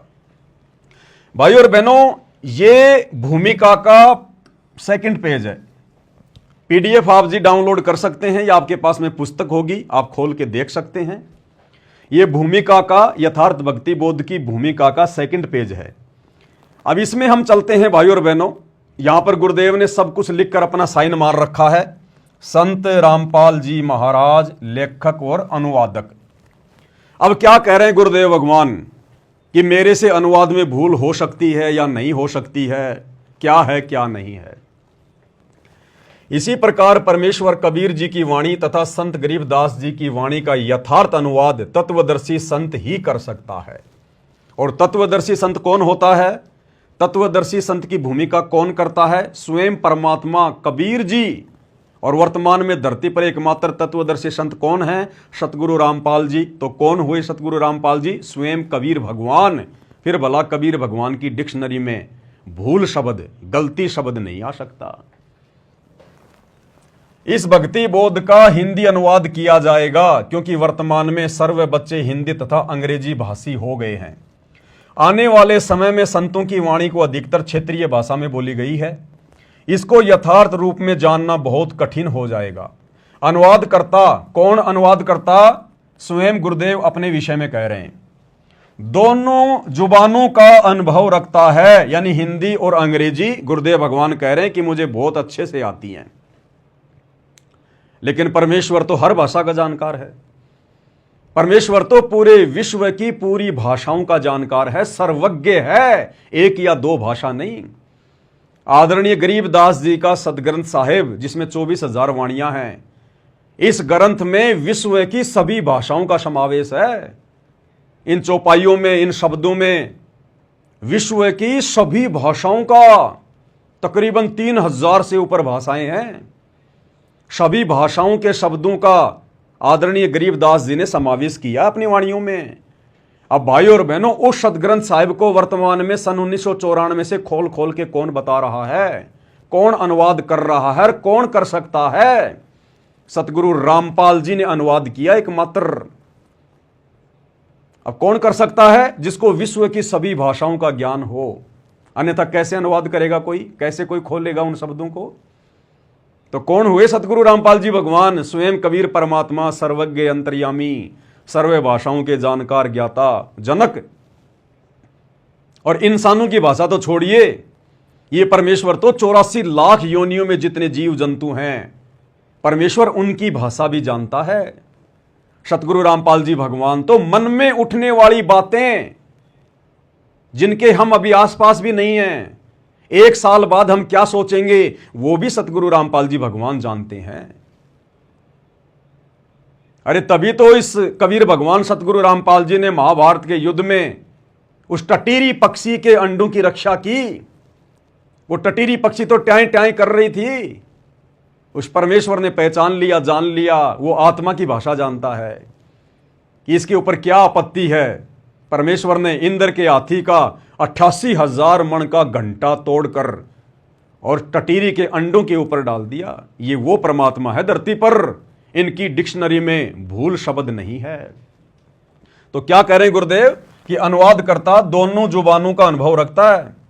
वर्तमान में विश्व में एकमात्र तत्वदर्शी संत हैं। गुरुदेव अपने लिए कह रहे हैं कि ये दास वर्तमान में पूरे विश्व में एकमात्र तत्वदर्शी संत है। अब तत्वदर्शी संत केवल कबीर भगवान ही होता है, दूसरा कोई नहीं होता। अनुवादकर्ता यानी गुरुदेव भगवान, अनुवादकर्ता का जन्म एक आम संत की भूमिका करते हुए परमात्मा स्वयं के साथ में जन्म शब्द को जोड़ रहे हैं। अन्यथा इस परमेश्वर के आसपास भी जन्म शब्द नहीं होता। इस परमेश्वर ने तो सबको जन्म दिया है। हम सभी आत्माओं का जनक है परमात्मा कबीर जी, सतगुरु रामपाल जी। ये रियल में सतगुरु हैं। और सतगुरु की क्या परिभाषा है? ना सतगुरु जननी जने और जाके माना बाप, पिंड ब्रह्मंड से रहित है ना वहां तीनों ताप। कि सतगुरु कभी जननी से जन्म नहीं लेता, मां से जन्म नहीं लेता। तो हम अपने गुरुदेव को सतगुरु कहते हैं ना। बंदी छोड़ सतगुरु रामपाल जी भगवान। अगर हम सतगुरु कह रहे हैं तो फिर हमने सतगुरु की परिभाषा का भी ज्ञान होना चाहिए कि सतगुरु कभी जननी से जन्म नहीं लेता। लेकिन यहां परमेश्वर एक आम संत की भूमिका करते हुए इस काल के लोक में अपने एग्रीमेंट, अपने विधान अनुसार काल से छुप छुपा के आंख मिचोली का खेल खेलते हुए आप और हम आत्माओं तक ये तत्व ज्ञान पहुंचाने के लिए एक आम व्यक्ति की, एक आम संत की भूमिका कर रहे हैं। उस आधार से परमात्मा ने स्वयं के लिए जन्म शब्द का प्रयोग किया है, अन्यथा ये तो स्वयंभू परमात्मा है। दुनिया की ऐसी कौन सी जननी है जो सतगुरु को अपने पेट में रख ले? जिस सतगुरु के गर्भ में पूरी सृष्टि समाई हुई है, जिस सतगुरु ने सबको जन्म दिया, दुनिया में ऐसी कोई स्त्री, कोई मां नहीं है जो सतगुरु को 9 महीने अपने गर्भ में रख ले, जो सतगुरु को जन्म दे। और जो जन्म लेकर आता है फिर वो सतगुरु नहीं होता, वो जीव है, जीव। क्योंकि जन्म जीव का होता है, पीव का नहीं होता, परमात्मा का नहीं होता, सतगुरु का नहीं होता, तत्वदर्शी संत का कभी जन्म नहीं होता। लीला वो जो मर्जी करे, हमारी चरम दृष्टि को धोखा देते हुए। अनुवादकर्ता दोनों जुबानों का अनुभव रखता है, वर्तमान में विश्व में एकमात्र तत्वदर्शी संत है। अनुवादकर्ता का जन्म दिनांक 8 सितंबर 1951 में हुआ था। इस कारण से आज सन 2013 में अनुवाद करने जा रहा हूं। यानी बरवाला कांड से 1 साल पहले गुरुदेव ने आश्रम में अपने कर कमल से तीनों समय की आरतियों का अनुवाद किया था, जो बाद में उनके जेल जाने के बाद में ये प्रिंट करवाया गया। तो सर्व क्षेत्रीय भाषा के शब्द जो अमृतवाणी में हैं, उनके अर्थ अच्छी तरह जानता हूं। अब क्या कह रहे हैं गुरुदेव भगवान, यह सबसे महत्वपूर्ण पॉइंट है। फिर भी अनुवाद में कोई त्रुटि रह जाए तो क्षमा चाहूंगा। अब भगवान हमसे क्षमा चाहेंगे क्या? हम जैसे 2 कोड़ी के तुच्छ प्राणियों से भगवान क्षमा चाहेगा क्या? क्या हम भगवान को क्षमा करने वाले हैं क्या? क्या भगवान गलती करेगा क्या? लेकिन एक आम व्यक्ति, आम संत की भूमिका करते हुए परमेश्वर ने इस प्रकार के शब्दों का प्रयोग किया है। क्या? कि फिर भी अनुवाद में कोई त्रुटि रह जाए तो क्षमा चाहूंगा। लेकिन आगे क्या लिख रहे हैं गुरुदेव? वैसे त्रुटि की तो गुंजाइश ही नहीं है। कि बच्चों, वैसे तो त्रुटि की कोई गुंजाइश है ही नहीं। अगर सतगुरु भी त्रुटि करेगा तो सृष्टि कौन चलाएगा? कौन काल के लोक से हमें पार करेगा? तो लास्ट में गुरुदेव करेंगे, बच्चों वैसे तो त्रुटि की कोई गुंजाइश है ही नहीं। जब सतगुरु ने कह दिया कि त्रुटि की कोई गुंजाइश है ही नहीं, तो भगत ने शौपन में सोचना ही नहीं चाहिए कि मेरे गुरुदेव कोई गलती कर सकते हैं। और यदि फिर भी यथार्थ भक्ति बोध के सरलार्थ में पाती पंच पहुप कर पूजा में गुरुदेव नीचे लिख रहे हैं भूल सुधार, तो ये परमेश्वर जानबूझकर आप और हमारी परीक्षा लेने के लिए इस प्रकार की लीला कर रहे हैं। देखो, सतगुरु यहां कोई जीवन जीने नहीं आता इस गंदे लोक में, इस काल के लोक में। ये तो इतना गंदा लोक है सतलोक की तुलना में। ये पृथ्वी तो छोड़िए, गुरुदेव ने बताया कि सतलोक जाने के बाद में इस काल के जो स्वर्ग और महास्वर्ग हैं, वो ऐसा लगता है जैसे गंदी जगह, बिल्कुल कूड़ा करकट। ये पृथ्वी तो बहुत दूर की बात है, इसकी तो कोई गिनती नहीं, इतनी गंदी है। क्या वो सतलोक का शहंशाह, सतलोक का राजा कबीर भगवान सतगुरु रामपाल जी इस पृथ्वी लोक पर जीवन जीने आएगा? अरे जीवन वो जीता है जिसका जन्म होता है। सतगुरु तो लीला करने आता है। तो परमेश्वर का जो सांसारिक जो दृष्टि से जो ये जीवन लीला है वर्तमान में जो ये चल रही है 8 सितंबर 1951 से, इसको हम एक जीवन नहीं कह सकते। जीवन के साथ में लीला शब्द प्रयोग करना पड़ेगा। जीवन लीला, जीवन जीता है एक जीव जो मां के गर्भ से जेर में लिपट के आता है, और जीवन लीला शब्द यूज होता है परमेश्वर के साथ है। फिर भी अनुवाद में कोई त्रुटि रह जाए तो क्षमा चाहूंगा। वैसे त्रुटि की तो गुंजाइश ही नहीं है। अब नहीं है तो नहीं है। फिर नीचे संत रामपाल जी महाराज लेखक और अनुवाद करता क्लियर कर दिया गुरुदेव भगवान ने। ये आप और हम सत्सेवक भाई बहनों के लिए है। हमें परमात्मा ने त्रिकुटी पर रोक के नहीं रखना, हमें परमात्मा ने त्रिकुटी पर नहीं लेकर जाना। हमें परमेश्वर डायरेक्ट बाईपास लेके जाएंगे अपने विमान में बैठाकर। इसलिए परमात्मा यहीं पर ठोक बजाकर हर प्रकार से हमारी परीक्षा लेके हमें मजबूत करना चाहते हैं। त्रिकुटी पर परमात्मा केवल अपने उन्हीं भक्तों को लेकर जाएगा जो यहां पर परमेश्वर की परीक्षा में पास नहीं होंगे, जो गुरु को परमात्मा मान के भक्ति नहीं करेंगे, जो मर्यादाओं में नहीं रहेंगे, क्योंकि उन्होंने फिर किसी न किसी बहाने से उन आत्माओं को त्रिकुटी पर फैल करना है। और जो आत्मा यहीं पर हर प्रकार से उनकी परीक्षा में पास हो रही हैं, गुरु को भगवान मान के भक्ति कर रही हैं, उनको त्रिकुटी पर ले जाने की क्या जरूरत है? सतगुरु ने तो यही चेक कर लिया उनको। जो यहां पर डगमग नहीं हो रहे, जो यहां किसी के डगमग करने से डगमग नहीं हो रहे, जिन्होंने यहीं पर अपने गुरु को परमात्मा के रूप में जान लिया, पहचान लिया, परमेश्वर मान लिया, उनको त्रिकुटी पर ले जाकर क्या करेगा परमात्मा? उन आत्माओं के लिए परमात्मा कहते हैं, तुम कर दो पल में पार हो जा रजा थारी। बाईपास निकालेगा परमात्मा। जैसे हर शहर के बाहर एक बाईपास होता है, जो लंबे रूट की बसें होती है ना, वो बाईपास निकल जाती हैं, शहर के अंदर धक्के नहीं खाती, ट्रैफिक में नहीं फंसती, वो बाईपास निकल जाती हैं। इसी प्रकार हम इस त्रिकुटी पर धक्के नहीं खाएंगे, हमें परमात्मा यहीं पर ठोक बजाकर इतना तैयार कर देंगे। और वो तो अंतर्यामी है, उनको तो पता है कि कौन त्रिकुटी पर फेल होगा, कौन त्रिकुटी पे पास होगा। तो परमेश्वर यहीं से हमारे को बाईपास और डायरेक्ट सतलोक में बैठा देंगे, पता भी नहीं चलेगा काल को आत्मा गई कौन से रास्ते से। उसके लिए आप और हमारी भाई और बहनों की परीक्षा चल रही है कि अगर जरा भी कोई कमजोरी हो तो अभी तो ठीक कर लो, अभी तो मौका है, लेकिन बाद में मौका नहीं मिलेगा। फिर त्रिकुटी पर जाकर अगर तुमने अपने गुरु जी के प्रति मन में कोई शंका पैदा कर ली, कोई संदेह पैदा कर लिया, गुरु के अलावा किसी और में परमात्मा देख लिया, वहां मौका नहीं मिलेगा भूल सुधार का। ये भूल सुधार का मौका केवल यही है पृथ्वी लोक पर। इसलिए परमेश्वर आप और हम सत्सेवक भाई बहनों को दृढ़ कर रहे हैं। तो हो गया क्लियर, जिसमें गुरुदेव ने कह दिया कि वैसे त्रुटि की तो कोई गुंजाइश ही नहीं है। फिर भला वहां परमात्मा कैसे त्रुटि करेंगे, कैसे लिखेंगे भूल सुधार कि मेरे से तो इस वाणी में भूल हो गई। तो ये हमारी परीक्षा थी भाई और बहनों। अब आगे चलिए भाई और बहनों, इसी यथार्थ भक्ति बोध के सरलार्थ का, संध्या आरती के सरलार्थ का पेज नंबर 165, पेज नंबर 165 है।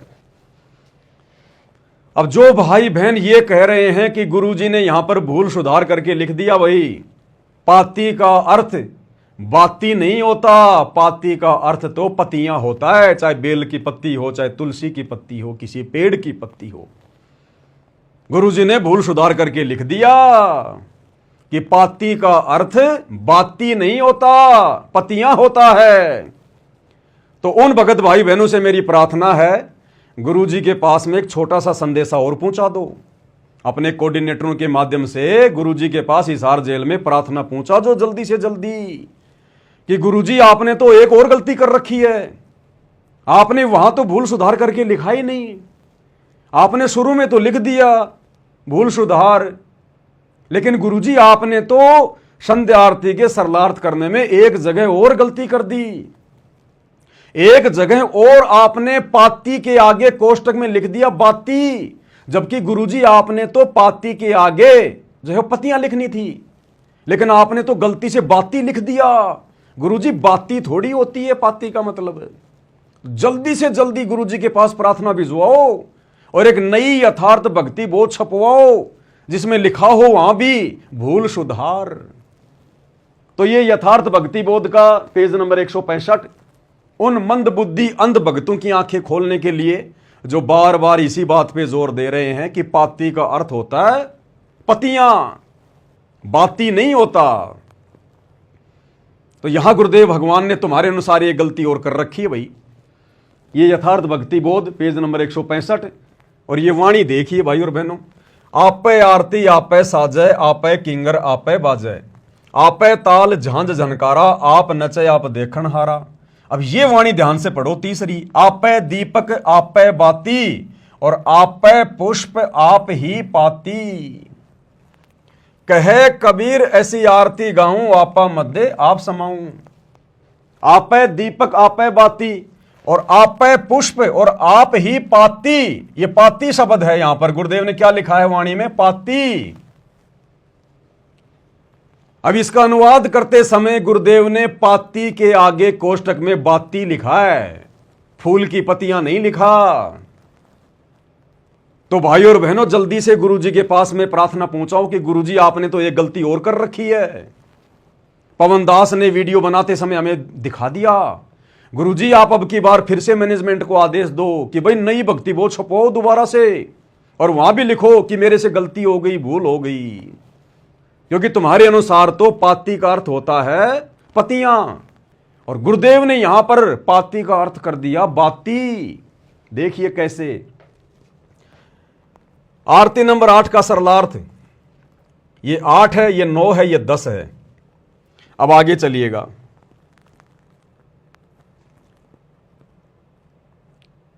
ये हाँ, ये वाली वाणी है, सॉरी, वाणी अदली आरती अदल समोई और निर्भय पद में मिलना होई, दिल का दीप पवन की बाती और चित्त का चंदन पांचों पाती। इन लोगों को पांच और पाती इन दो शब्दों से दिक्कत है।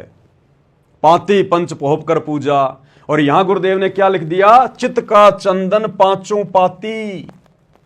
और ये जो पाती शब्द है ना, इसके आगे गुरुदेव ने सरलार्थ में लिख दिया बाती, जबकि इन मंदबुद्धि भक्तों के अनुसार गुरुजी ने लिखना चाहिए था पतियां।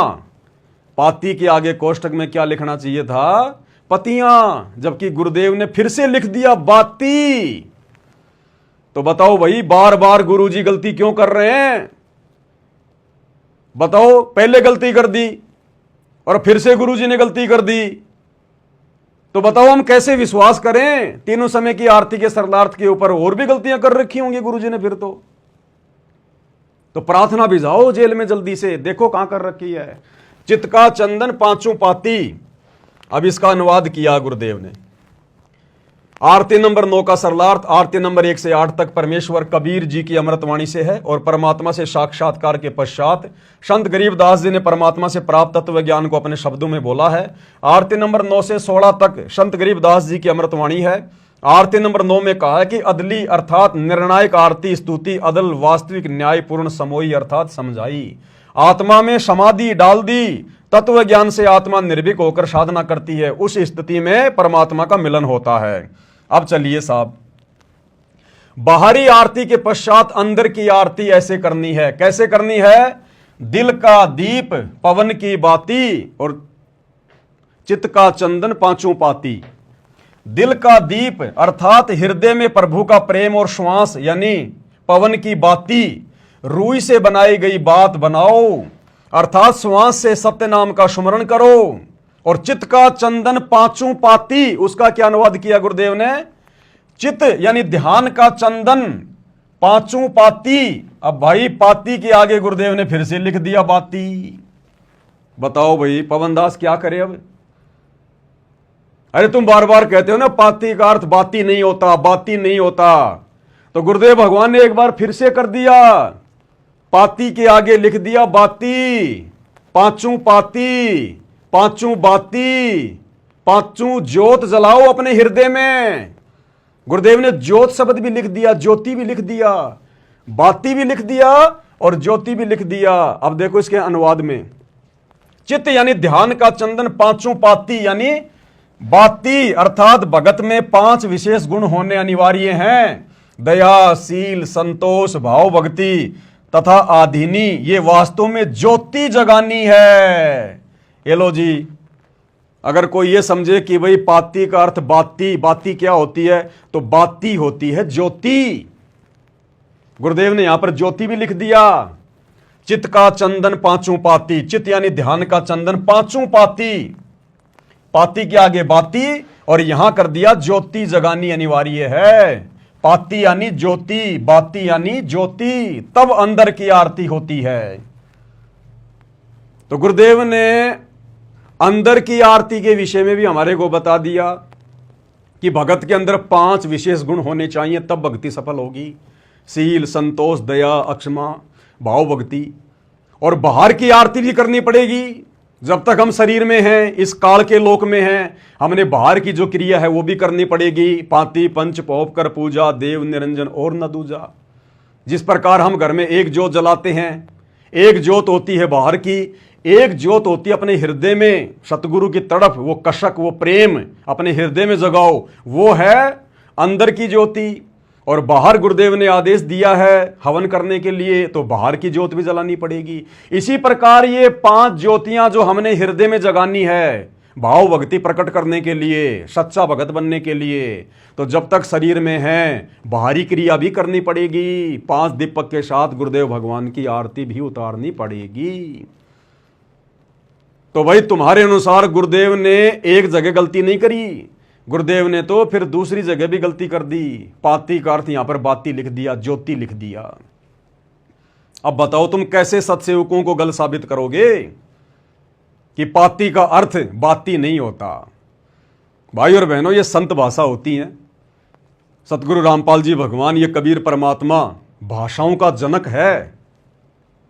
ये परमात्मा अगर सूरज को कह दे कि बेटा आज के बाद तू गर्मी नहीं देगा, शीतलता देगा, तो सूरज उसी क्षण अपना वो गर्मी देने वाला स्वभाव त्याग कर चंद्रमा की तरह शीतलता प्रदान करेगा सबको जेठ के महीने में।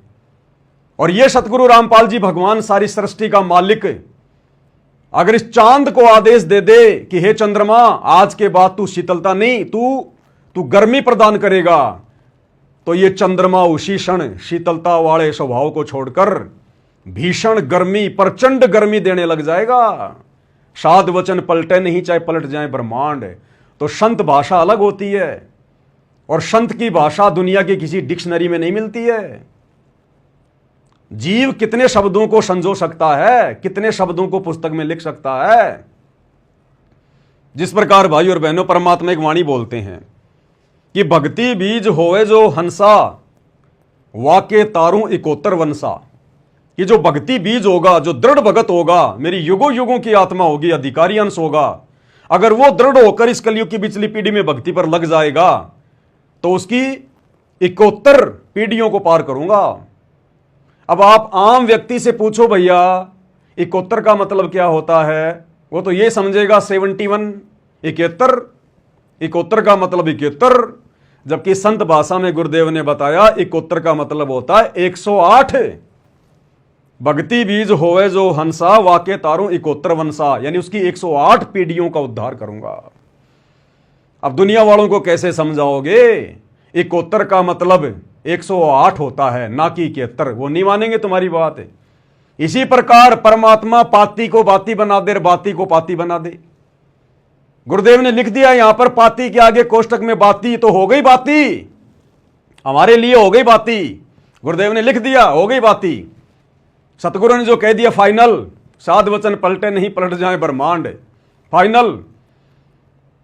इस पूरी संध्या आरती के सरलार्थ में गुरुदेव ने पाती का अर्थ कहीं भी पतिया नहीं बताया, जबकि बार बार गुरुदेव कह रहे हैं कि ये तो जगत वालों का है, उन्होंने लिखा है पातियों के आगे बातियां। तो यहां तो जगत वालों ने नहीं लिखा, ये तो जगत वालों के अनुसार नहीं है, ये तो सतगुरु रामपाल जी भगवान ने लिखा है। पांचों पाती आगे लिख दिया बाती कोष्टक में। अब क्या जवाब दोगे मेरे भाई और बहनों? क्यों अपने कर्म फोड़ने में लगे हुए हो? क्यों गुरु को ना पहचान कर ठोकर खाने की सोच रहे हो? तुम विरोध नहीं कर रहे, तुमसे काल विरोध करवा रहा है। और जब आत्मा काल प्रेरित होती है ना, वो ये सोचती है कि मैं जो कर रहा हूं बहुत अच्छा कर रहा हूं, बिल्कुल परफेक्ट कर रहा हूं, सही कर रहा हूं। काल प्रेरणा ऐसी होती है। जिस प्रकार पागल आदमी अगर गोबर खा रहा है और कोई समझदार आदमी समझाए कि भाई गोबर क्यों खा रहा, खाना खाना, वो नहीं मानेगा उसकी बात है। वो कहेगा ये मेरे हलवे को गोबर बता रहा है। तो इसी प्रकार भाई और बहनों, जब काल प्रेरित कोई आत्मा हो जाती है, उसको अच्छाई में उसको बुराई नजर आती है। अब इसका निर्णय कैसे हो? इसका निर्णय होता है गुरु जी के ज्ञान से, गुरु जी के सत्संग से। उन चीजों को आधार बनाओ कि क्या सही है और क्या गलत है। तो गुरुदेव के ज्ञान आधार से बताओ हम किसकी पूजा करें भाई? अगर 5 दीपक के साथ में आरती उतारना, अगर त्रिलोकी विष्णु की पूजा करना है, तो शतलोक आश्रम बरवाड़ा में पाठ प्रकाश का भोग लगाते समय सतगुरु रामपाल जी भगवान और दूसरे भगत भाई बहन 5 दीपक से किसकी आरती उतारते हैं? विष्णु की उतारते हैं क्या? काल के बेटे की आरती उतारते हैं क्या आश्रम में? वर्तमान में भी इन सतलोक आश्रमों में जो भंडारे होते हैं, तो भंडारे के समय में कभी 7 ज्योतियां जलाते हैं, कभी 5 ज्योतियां जलाते हैं। तो क्या ये लोग काल की पूजा कर रहे हैं क्या इन आश्रमों में? ये कॉमन सेंस की बातें हैं, ये विचार करने की बातें हैं। लेकिन ये विचार भी सतगुरु रामपाल जी भगवान के आशीर्वाद बिना जीव में उत्पन्न नहीं हो सकते। दूसरी बात, जो लोग ये कहते हैं कि ये सत्सेवक तो 5 दीपक वाली थाल के साथ में विष्णु की पूजा कर रहे हैं, काल की पूजा कर रहे हैं, तो भाई ना तो हम कोई पाती तोड़ के ला रहे कहीं से कि पाती पंच पोप कर पूजा, कि ये जो लिखा हुआ है वाणी में, कि ये जो विष्णु की पूजा है, ये 5 प्रकार की जो पत्तियां होती हैं बेल की या तुलसी की और फूल आदि से जो पूजा की जाती है, ये तो विष्णु की पूजा है जो इसमें लिखा हुआ है। तो हम सत्सेवक भाई बहन अपने गुरुदेव भगवान के आगे जब 5 दीपक वाली थाल से आरती करते हैं ना तो हम कोई फूल प्रयोग में ले रहे और ना हम कोई तुलसी की पत्तियां प्रयोग में ले रहे जो उसमें लिखा हुआ है, ना हम कोई बेल की पत्तियां काम में ले रहे। हम तो शुद्ध देशी घी दीपक में डालकर और गुरुदेव भगवान को श्रद्धा के साथ में उनको परमेश्वर मानकर उनकी आरती करते हैं, उनको प्रसन्न करते हैं। हम ना तो कोई तुलसी की कोई पत्तियां तोड़ के लाते, ना हम कोई फूल वाल तोड़ के लाते हैं। तो तुम्हारा ये कहना भी गलत हो गया कि ये लोग विष्णु की पूजा कर रहे हैं। अरे विष्णु की पूजा तो उस समय मानी जाएगी जब उसमें फूल रखे हों, उसके अंदर वो पत्तियां रखी हों, क्योंकि पाती पंच पौप कर पूजा। हम तो शुद्ध देसी घी की 5 ज्योत जला के गुरुदेव भगवान की आरती उतारे हैं और हमारे सामने तो ओरिजिनल विष्णु होते हैं सूक्ष्म रूप में और उनकी प्रतिमा सतगुरु रामपाल जी भगवान, ये है ओरिजिनल विष्णु जो तीनों लोकों में प्रवेश करके सबका धरण पोषण करता है। हम तो ओरिजिनल विष्णु की देसी घी के साथ में आरती उतारते हैं भाई। तो कहां से हम त्रिलोकी विष्णु की आरती कर रहे हैं, कहां से हम काल की पूजा कर रहे हैं? इतनी भी कॉमन सेंस नहीं है तुम्हारे अंदर। किसकी आरती उतारोगे? गधों की आरती उतारोगे क्या? पत्थरों की आरती उतारोगे क्या? जानवरों की आरती उतारोगे क्या? ये आरती परमात्मा की उतारी जाती है। अब परमात्मा तुम्हें समझ में आया नहीं, गुरु को तुम परमात्मा मान नहीं रहे, तो ये तुम्हारा बैड लक है, ये तुम्हारा दुर्भाग्य है। इसका भला हम क्या कर सकते हैं? तो ये क्लियर हो गया भाई और बहनों। सतगुरु ने अगर एक जगह गलती की है तो भाई दूसरी गलती भी आ गई यहां पर। तो जो लोग मानते हैं कि सतगुरु गलती करता है तो सतगुरु के पास में हिसार जेल में प्रार्थना भिजवा दो कि गुरुजी आपने तो गलती कर रखी है, पवन दास ने सार्वजनिक कर दी, अब क्या मुंह दिखाएंगे हम उस पवन दास को? गुरुजी फिर से लिखो आप वहां भी कि भूल सुधार, कि बच्चों मेरे से गलती से पाती के आगे कोष्टक में बाती लिखा गया, इसका अर्थ तो पाती होता है। जल्दी प्रार्थना भिजवाओ।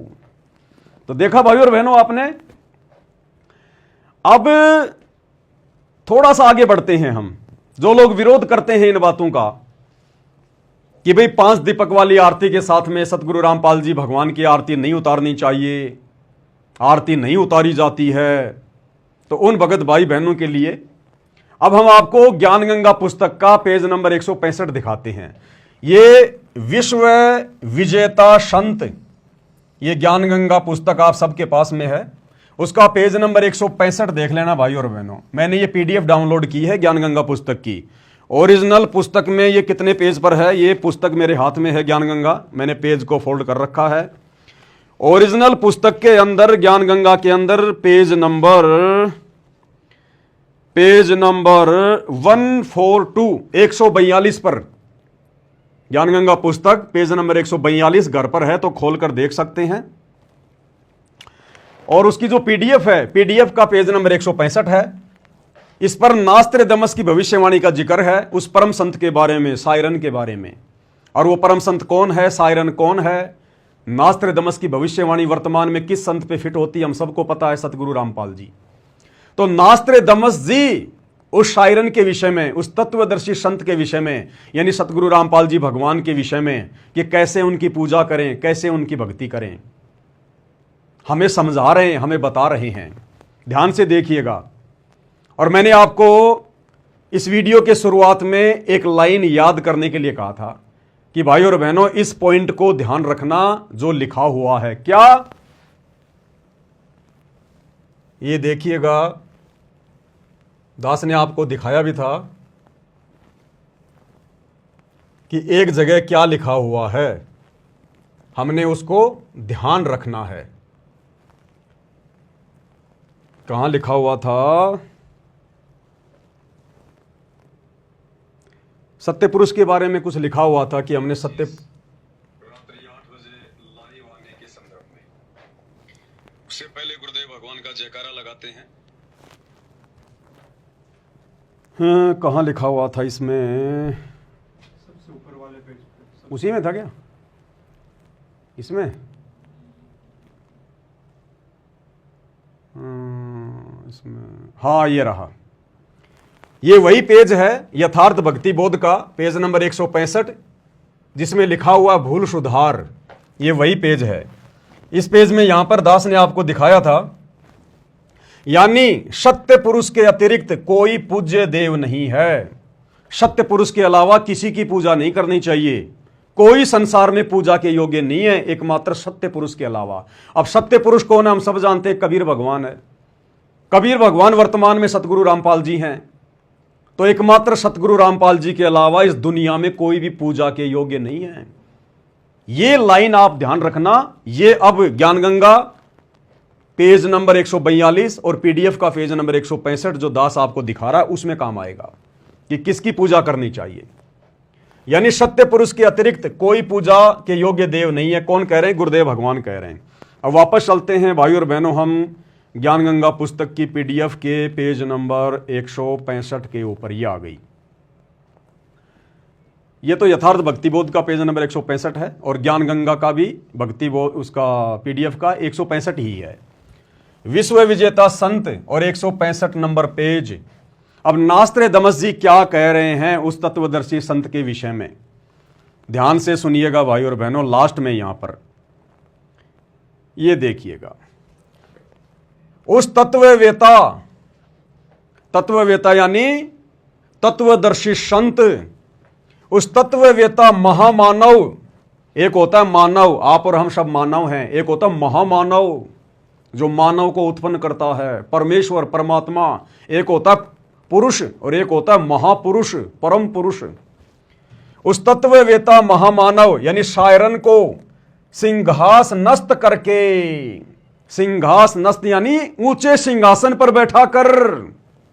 आज घर घर में अपने गुरुदेव भगवान के लिए सिंहासन किसने लगाए? आज घर घर में सतगुरु रामपाल जी भगवान के बेड, उनके विश्राम के लिए, उनको भोग लगाने के लिए किन लोगों ने लगाए? उस कल की भगवान सतगुरु रामपाल जी की चुनिंदा आत्माओं ने, सत्सेवक भाई बहनों ने। यह भी आ गया प्रमाण कि उस महामानव को सिंहास नस्त करके यानी ऊंचे सिंहासन पर बैठाकर, आसन लगाकर, जो घर घर में सत्सेवक भाई बहन लगा चुके हैं, उस तत्ववेता महामानव शायरन को सिंहास नस्त करके यानी आसन पर बैठाकर, आगे कोष्टक में लिखा है गुरुदेव ने, आसन पर बैठाकर उसको आराध्य देव मानकर पूजा करें। उसको आराध्य यानी इष्ट देव मानकर, उसको इष्ट देव मानकर क्या करें? पूजा करें। किसके विषय में लिखा है? सतगुरु रामपाल जी के विषय में। और वहां मैंने ऊपर आपको क्या दिखाया? गुरुदेव भगवान ने क्या लिखा है? यानी सत्य पुरुष के अलावा कोई पूज्य देव नहीं है। यानी पूजा किसकी करनी चाहिए? सत्य पुरुष की। और यहां नास्त्र दमस जी किसकी पूजा करने के लिए कह रहे हैं? उस तत्वदर्शी संत की, सायरन की, यानी सतगुरु रामपाल जी की। तो कौन हुए सतगुरु रामपाल जी? स्वयं कबीर भगवान। अब उनकी पूजा कैसे करेंगे भाई? उनको आसन पर बैठाकर। आपने भगवान को आसन पर बैठा दिया नास्त्र दमस जी के अनुसार कि भाई उसको सिंहासनस्थ करके आसन पर बैठाकर उसकी पूजा करें, इष्ट मानकर। तो पूजा तो मेरे भाई पांति पंच पोहप कर पूजा, पांति पंच पोहप कर पूजा। और यहां नास्त्र दमस जी क्या कह रहे हैं? उसको आराध्य देव मानकर पूजा करें। तो हम सत्सेवक क्या कर रहे हैं? पांति पंच पोहप कर पूजा, देव निरंजन और न दूजा। उसको इष्ट मानकर पूजना है। हम सत्सेवक अपना इष्ट किसको मानते हैं? दाढ़ी मूछ वाले नकली कबीर को नहीं मानते। हम अपने गुरुदेव सतगुरु रामपाल जी भगवान को मानते हैं। तभी तो हमने इस नकली कबीर की फोटो को फाड़ फाड़ के फेंक दिया।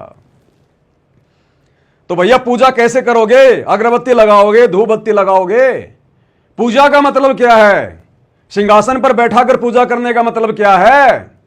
सिंहासन पर बैठाकर पूजा करने का मतलब है आरती उतारना। अपना इष्ट मानकर, आराध्य देव मानकर उसकी पूजा करें। तो पूजा कैसे की जाती है भाई? कभी मंदिरों में जाके देखना, आरती में जब वो लोग पूजा करते हैं, अरे आरती घुमाते कि नहीं घुमाते हैं?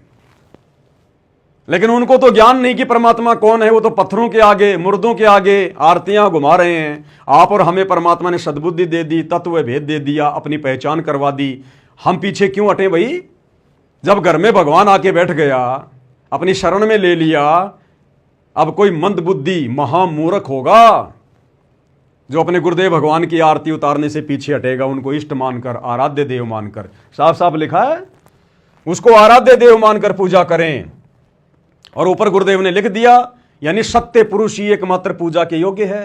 तो बताओ भैया, सत्य पुरुष की पूजा करें या सतगुरु रामपाल जी की करें? दो की पूजा का तो आदेश नहीं है ना। तो वो सत्य पुरुष वर्तमान में धरती पर सतगुरु रामपाल जी ही हैं। इसलिए उनकी पूजा आने वाले समय में पूरा विश्व आसन लगाकर, क्योंकि ये नास्त्रदमस की भविष्यवाणी का समर्थन सतगुरु रामपाल जी ने किया है। गुरुदेव ने अपने कर कमल से ज्ञान गंगा पुस्तक में लिखा है, ये कभी झूठा नहीं हो सकता कि आसन लगाकर, ये देखो उसको सिंहासनस्थ करके, और कोष्टक में गुरुदेव ने लिख दिया आसन पर बैठाकर। अब किसी ने तो गुरु जी को अलमारी में बैठा रखा है, किसी ने रसोई के कोने में बैठा रखा है। भैया यहां पर आराध्य मानकर, इष्ट मानकर, जब आप अपने गुरु को इष्ट मान लोगे ना, फिर दाढ़ी मूछ वाले कबीर के लिए जगह नहीं रहेगी। गरीबदास जी, दादा गुरु जी, पंडित चिदानंद जी, इनकी फोटो आपके घर में नहीं रहेगी। अभी तक आपने उनको इष्ट तो नहीं माना, इसलिए आप उनकी पूजा नहीं कर पा रहे। आपके अंदर वो भाव, वो विचार प्रकट ही नहीं हो पा रहे कि आपका गुरु भगवान है। हम सत्संगों पे ये दया हो गई, परमेश्वर के हम सौ बार दंडवत शुक्रगुजार हैं कि हम नीचों पर परमात्मा ने कैसे दया बख्शी। गरीब ऐसा सतगुरु हम मिला, ज्ञान योग दिया खोल, ज्ञान योग खोल दिया गुरुदेव भगवान ने हमारा। रजा बख्शी, खोलना ही था, कलयुग की पिछली पीढ़ी है, किसी ने किसी का तो खोलेंगे परमात्मा, जीव का तो खुल नहीं सकता अपने आप। अगर जीव का अपने आप ही ज्ञान योग खुलना होता, गुरु को परमात्मा के रूप में पहचानना होता, तो लाखों युग बीत गए, अनंत युग बीत गए, आज से पहले पहचान लेते, नहीं पहचान पाया कोई। इसलिए परमात्मा ही रजा बख्शता है जब आत्मा के संस्कार उस लेवल पर पहुंच जाते हैं युगों युगों के बाद कि साधु सेती मस्करी चोरा नाल खुशहाल और मल अखाड़ा जीतेंगे युगन युगन के माल। तब परमेश्वर अपनी उन प्यारी आत्माओं की, गुरुमुखी आत्माओं का ज्ञान योग खोलते हैं, अपनी पहचान करवाते हैं। तब उन आत्माओं को दृढ़ विश्वास होता है कि गुरु ही भगवान है, गुरु ही परमात्मा है। तो यह विधि वर्तमान में केवल साध संगति में शुरू हुई है और आने वाले समय में पूरे विश्व में शुरू होगी, अन्यथा फिर नास्त्रदमस की भविष्यवाणी फैल हो जाएगी। अन्यथा फिर नास्त्रदमस की भविष्यवाणी का क्या मतलब हुआ कि उस तत्ववेता संत को आराध्य मानकर, आराध्य मानी इष्ट मानकर, और आसन लगाकर उनकी पूजा करें। तो गुरु को इष्ट किसने माना? भगवान किसने माना? कबीर किसने माना? सत्सेवकों ने। गुरु का आसन घर घर में किसने लगाया? सत्सेवकों ने। और गुरु की पूजा कौन कर रहे हैं? पाती पंच पोप कर पूजा केवल सत्सेवक। इसलिए दास कहता है कि यह साध संगति का जो मिशन है, यह सतगुरु रामपाल जी भगवान का मिशन है। यह किसी पवनदास नाम के 2 कोड़ी के कीड़े के द्वारा चलाया हुआ नहीं है। थोड़ी देर पहले वीडियो की शुरुआत में मैं तो जयकारा भूल गया, मेरी क्या औकात है। 3 दिन पहले हमने क्या सब्जी खाई थी वो पता नहीं। कहते हैं गुरु रजा करे, गुरु मेहर करे तो कागा से हंस हो जाए। गुरु जिस पे भी अपनी दया कर दे, मिट्टी से सोना बना दे। हम जीवों की औकात नहीं है, सत्सेवकों की औकात नहीं है, राजा महाराजा देव महादेव की औकात नहीं है। सतगुरु जिस पर चाहेगा उस पर रजा भरा आशीर्वाद बख्शेगा। तो यह विधि वर्तमान में साध संगति में शुरू है और साध संगति सतलोक के लिए सतगुरु रामपाल जी भगवान का ट्रेनिंग सेंटर है। दास बार बार बोलता आ रहा है। आज भले आप विश्वास ना करो, साल 2 साल बाद आपको नाक रगड़ रगड़ के विश्वास करना पड़ेगा। रगड़ रगड़ के जब परमात्मा ठप्पा लगा देंगे हिसार जेल से आके कि हाँ ये साध संगति मेरा यथार्थ तेरवा कबीर पंथ है। और यहां तो स्पष्ट हो ही रहा है समझदार आत्मा के लिए। तो ये क्लियर हुआ भाई और बहनों। अब हमारे मन में कोई शंका नहीं आनी चाहिए कि सतगुरु गलती करता है, सतगुरु से अनुवाद करते समय भूल हो गई। ये मन में भी भाव प्रकट नहीं होने चाहिए, विचार प्रकट नहीं होने चाहिए हमारे। और सतगुरु ऐसी लीला अनेकों बार करता है, चाहे लिख दे चाहे बोल दे, बात एक ही है। अब आपको सतगुरु रामपाल जी भगवान का दास आपको एक छोटा सा शब्द सुनाता है। उस शब्द में देखो किस प्रकार से परमात्मा लीला कर रहे हैं। यह है असली लीलाधर, असली लीलाधर। और किस प्रकार की लीला की है गुरुदेव भगवान ने। एक छोटा सा शब्द सुनाता हूं गुरुदेव भगवान का। शब्द है, तुम मिलकर संगत सारी जय बोलो बंदी छोड़ की। उसमें एक जगह परमात्मा कह रहे हैं कि मेरे भूल लाग गई।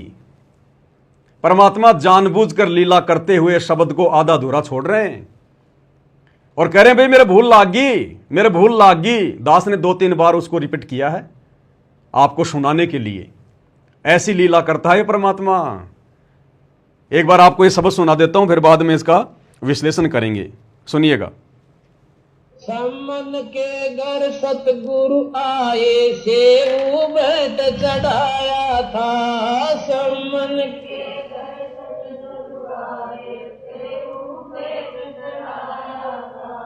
सम्मन के घर सतगुरु आए सेऊ बैठ लीला।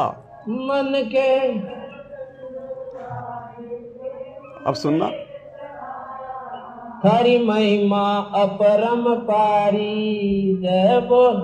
बोल लागी मेरा कहाँ है? बोल लागी मेरा भूल लागी मेरे। कहाँ है? बोल लागी मेरा कहाँ है? बोल लागी मेरा कहाँ है? जय बोलो। क्या करें गुरुदेव भगवान शब्द को बीच में गाते गाते और एक आम व्यक्ति की तरह लीला करते हुए। इसलिए भाई और बहनों, वेदों में परमात्मा को जो है वो तस्करा कहा गया है, तस्करा। और इसीलिए नानक जी ने प्यार से कहा, ए ठगवाड़ा ठगी देश। परमात्मा को ठग कहा है, कबीर परमेश्वर को नानक जी ने ठग कहा, ठग कि ये ऐसे ठगता है, ये इस प्रकार से इस काल को ठग रहा है। वर्तमान में एक आम व्यक्ति बनके, आम संत बनकर, वो काल भी धोखे में है। ए ठगवाड़ा ठगी देश, खड़ा सियारा भोती बार, ये धानक रूप रहा करतार। और वेदों में तो भगवान को तस्करा कहा, तस्करा, जो आंखों में धूल झोंक के अपना काम करता है। ऐसी लीला करता भगवान। अब उस समय जब परमेश्वर ये सत्संग कहीं भी कर रहे थे, शब्द गा रहे थे, और परमात्मा ने कहा कि भाई मेरे भूल लागी, मेरे भूल लागी। आगे शब्द में क्या है? अगर किसी भगत ने चतुरता करते हुए, मान लो किसी को याद हो और उसने बता दिया हो कि गुरुजी ऐसे है, वो गया काम से, वो उस परीक्षा में फेल। भगत ने बिल्कुल चुप हो जाना चाहिए कि सारी सृष्टि को रचने वाला, असंख्य ब्रह्मांडों का स्वामी, अनंत करोड़ कलाओं का स्वामी, गरीब सब पदवी के मूल हैं, सकल सिद्धि है तीर, और दास गरीब शत पुरुष भजो अविगत कला कबीर। जिस परमेश्वर ने आत्माओं के अनंत युगों का इतिहास बता दिया, जो आत्माओं को उत्पन्न करने वाला, जिसने ब्रह्मा विष्णु महेश के माता पिता बता दिए, ब्रह्मा जी की उम्र कितनी है, शंकर जी की कितनी है, विष्णु जी की कितनी है, काल की उम्र कितनी है, अक्षर पुरुष की आयु कितनी है, जिस परमेश्वर ने यह बायोडाटा निकाल दिया धरती पर आकर, सतगुरु रामपाल जी भगवान ने, क्या एक शब्द को भूलेंगे क्या? और यह शब्द लिखा किसने? यह शब्द कोई कबीर जी का नहीं है, कोई गरीबदास जी का नहीं है, जय बोलो बंदी छोड़ की, खुद सतगुरु रामपाल जी भगवान ने अपने कर कमल से इस शब्द को लिखा। अपने द्वारा लिखे गए शब्द को गुरु जी भूल कर देंगे? अरे भाई, ये तो लीला है परमेश्वर की। ऐसे ही परमात्मा बीच बीच में अपने आप को एक आम व्यक्ति, आम संत साबित करता है इस काल के लोक में, ताकि हम आत्माएं ज्ञान आधार से अपने गुरु जी की पहचान करें। अरे गुरु जी को भूल कैसे लग जाएगी? संगत को भूल ना लग जाए। बरवाला कांड के बाद संगत कहीं भूल ना जाए, ज्ञान को, भगवान को, काल के चक्कर में ना पड़ जाए। हम लाखों भक्तों को समझाने के लिए तो गुरुदेव ने पुस्तक लिखी है, जब जब भूल पड़े। कौन सी पुस्तक? जब जब भूल पड़े। अब बताओ, जो भगवान हम भक्तों को भूल भुलैया से बाहर निकालने के लिए जब जब भूल पड़े पुस्तक लिख रहे हैं कि बच्चों अगर तुम्हें भूल पड़ जाए तो ये पुस्तक पढ़ लेना, जब जब भूल पड़े। बताओ, वो भगवान खुद भूल करेगा? दूसरों की गलतियों को सुधारने के लिए, उनकी भूल को सुधारने के लिए भगवान पुस्तक लिख रहा है, जब जब भूल पड़े। फिर वो भगवान खुद भूल करेगा क्या? अगर आपने मान लिया कि आपका गुरु भगवान है, परमात्मा है, कबीर देव है, फिर आप कैसे ये सोच सकते हैं कि मेरा गुरु भूल करेगा? अगर गुरु से भूल हो गई ना, ये सृष्टि खंड बंड हो जाएगी एक सेकंड में। ये चांद, तारे, नक्षत्र, खंड, पिंड, ब्रह्मांड सब टूट टूट के गिरने लग जाएंगे। अगर गुरु से गलती हो गई तो, अगर गुरु से जरा भूल हो गई तो। अनंत युगों से जब से सृष्टि रची गई है, परमेश्वर के द्वारा बनाए गए चांद, सूरज, ग्रह, नक्षत्र, उपग्रह अपनी अपनी धुरी में घूम रहे हैं, एक सेकंड का भी विलंब नहीं करते। आज आपको एक गाड़ी का पहिया घुमाने के लिए आपको कितनी मेहनत करनी पड़ती है, बेरिंग लगाना पड़ता है, उसके अंदर वो जो है वो ग्रीस देनी पड़ेगी, जब वो ग्रीस सूख जाए तो दोबारा से उसमें डालनी पड़ेगी, बेरिंग चेंज करना पड़ेगा, उसमें चूं चूं की आवाज आने लग जाएगी जब वो घस जाता है। और ये चांद, सूरज, ये पृथ्वी, ग्रह, उपग्रह, इतने अनंत युगों से घूम रहे हैं, इनकी कोई सर्विस की जरूरत नहीं है, कोई जो है वो ग्रेस देने की जरूरत नहीं है, ये परमेश्वर की वचन शक्ति से। तो वो परमात्मा भूल करेगा क्या? जिन्होंने सृष्टि को रचने में भूल नहीं करी, वो एक शब्द को गाने में भूल करेगा, एक पुस्तक का छोटा सा अनुवाद करने में कि पाती पंच भोग कर पूजा क्या होती है, उसके अनुवाद करने में भूल करेगा क्या? अगर एक जगह भूल हुई है तो दूसरी जगह भी भूल की गुंजाइश है, फिर तीसरी जगह भी भूल हो सकती है। फिर हम कैसे यकीन करेंगे इन पुस्तकों पर? इनमें तो बहुत सारी भूल हो सकती हैं। कैसे हम गुरुदेव के सत्संगों को निसंशय होकर सुन सकते हैं? उनमें तो फिर बहुत सारी भूल हो सकती हैं। जबकि गुरुदेव कह रहे हैं बच्चों, इस दास के मुख से उच्चारित एक एक शब्द ऐसे मान लेना जैसे कोर्ट में रजिस्ट्री होती है, आंख बंद करके विश्वास कर लेना, ब्लाइंड फेथ। तो ये आप और हम सत्सेवक भाई बहनों की परीक्षा के लिए, और ये देखना चाहते हैं परमात्मा की जो काल प्रेरित आत्मा है, जो निकम्मी आत्माएं हैं, जो काल के पक्ष में खड़े हैं और अपने गुरु भगवान की पूजा के विरोध में आ गए, लाख जन्म भी मोक्ष प्राप्त नहीं कर पाएंगे ऐसी निकम्मी आत्माएं। अरे जो गुरु भगवान की पूजा कर रहा है, उनको इष्ट मान के, भगवान मान के उसका विरोध कर रहे हैं, वो मोक्ष के अधिकारी हैं क्या? लाख जन्म में भी नहीं हो सकते। और ये आत्माएं उस समय क्या करेंगे जब आने वाले समय में पूरा विश्व इसी प्रकार से आरती उतारेगा? फिर ये कौन सा मुंह लेके ये कहां जाएंगे, कहां डूब मरेंगे? फिर भी घुमानी पड़ेगी ना तुम्हारे को आरती। थोड़ा बहुत बुद्धि का इस्तेमाल किया होता, कर्म फोड़ लिए, सूखे कर्म। एक छोटा सा सत्संग और सुनाते हैं गुरुदेव भगवान का। एक सत्संग में परमात्मा ने वीर सिंह बघेल का जिक्र किया कि वीर सिंह बघेल जब सार नाम लेने के लिए सतगुरु के कहे अनुसार और उस विधवा ब्राह्मणी के पास में गया जिसका नाम था चंद्रप्रभा, तो गुरुदेव ने एक सत्संग में जानबूझकर उसका नाम चंद्रप्रभा की जगह शशि प्रभा ले लिया। पहले दिन गुरुदेव ने सत्संग किया और गुरुदेव ने कहा कि वो शशि प्रभा के पास गया। दूसरे दिन के सत्संग में गुरुदेव ने कहा कि बच्चों, कल मेरे से त्रुटि हो गई थी, मैंने उस बहन का नाम चंद्रप्रभा की जगह शशि प्रभा ले लिया। फिर गुरुदेव ने जस्ट क्या कहा आगे कि पुण्यात्माओं, एक जन्म में उस आत्मा का नाम चंद्रप्रभा भी था। एक जन्म में उस आत्मा का नाम जो है वो शशि प्रभा भी था। 650 साल पहले जिस विधवा ब्राह्मणी का नाम जो है वो चंद्रप्रभा था, एक जन्म में उसका नाम शशि प्रभा भी था। अब जिन भक्तों ने पहले दिन चंद्रप्रभा सुना और दूसरे दिन जब गुरुजी ने कहा कि भाई उसका नाम मैंने गलती से चंद्रप्रभा ले दिया, मैंने उसका नाम गलती से जो है वो शशि प्रभा बोल दिया, जबकि उसका नाम था चंद्रप्रभा, तो कई भक्तों के मन में आया होगा भाई हो गई होगी गलती गुरुजी से, कौन सी बड़ी बात है, वो फैल। तुरंत आगे गुरुदेव ने कह दिया कि एक जन्म में उसका नाम शशि प्रभा भी था। अब क्या मुंह दिखाएंगे वो भगत जो पहले ये सोच गए गुरु को मानुष मानकर कि गुरुजी से गलती हो गई होगी। कोई बात नहीं भाई, जब गुरुजी कह रहे हैं कि मेरे से गलती से उसका नाम चंद्रप्रभा की जगह शशि प्रभा निकल गया, और आगे गुरुदेव ने जब बताया, उससे पहले उन लोगों ने अगर ये सोच लिया कि हो सकता है गुरुजी से गलती हो गई हो, तो बताओ वो तो हो गए फैल परमात्मा की परीक्षा में। ये चेक करता है सतगुरु इस प्रकार से, चेक।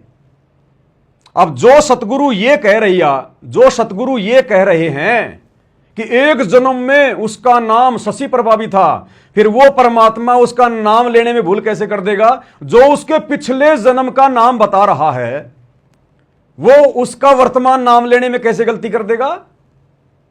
ये हम भक्तों की कॉमन सेंस चेक करता है सतगुरु बीच बीच में। सतगुरु शंख कला दर्शाव है।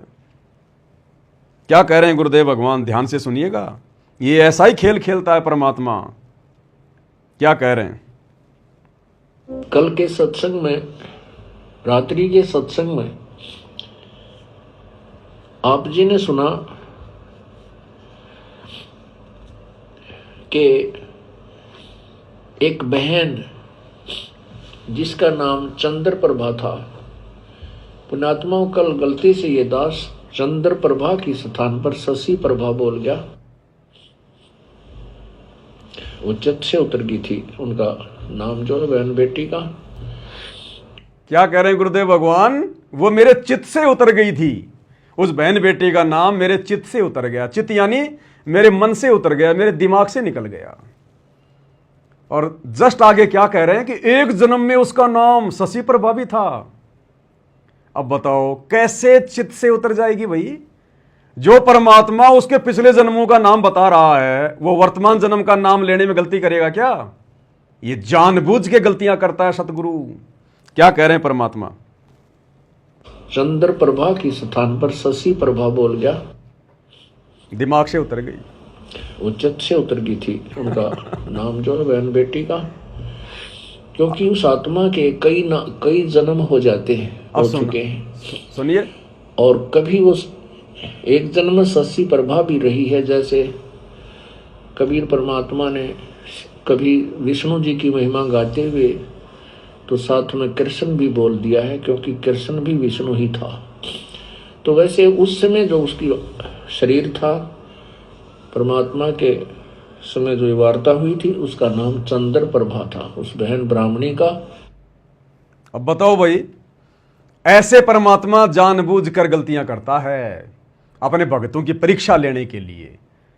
अब जो परमेश्वर उस आत्मा के अनंत युगों का बायोडाटा जानता है कि एक जन्म में उस आत्मा का नाम शशि प्रभा भी था, बताओ जो पिछले जन्म का पता नहीं कौन से जन्म की बात होगी, जो सतगुरु ये बता सकता है, वो वर्तमान जन्म का नाम भूलेगा क्या उसका?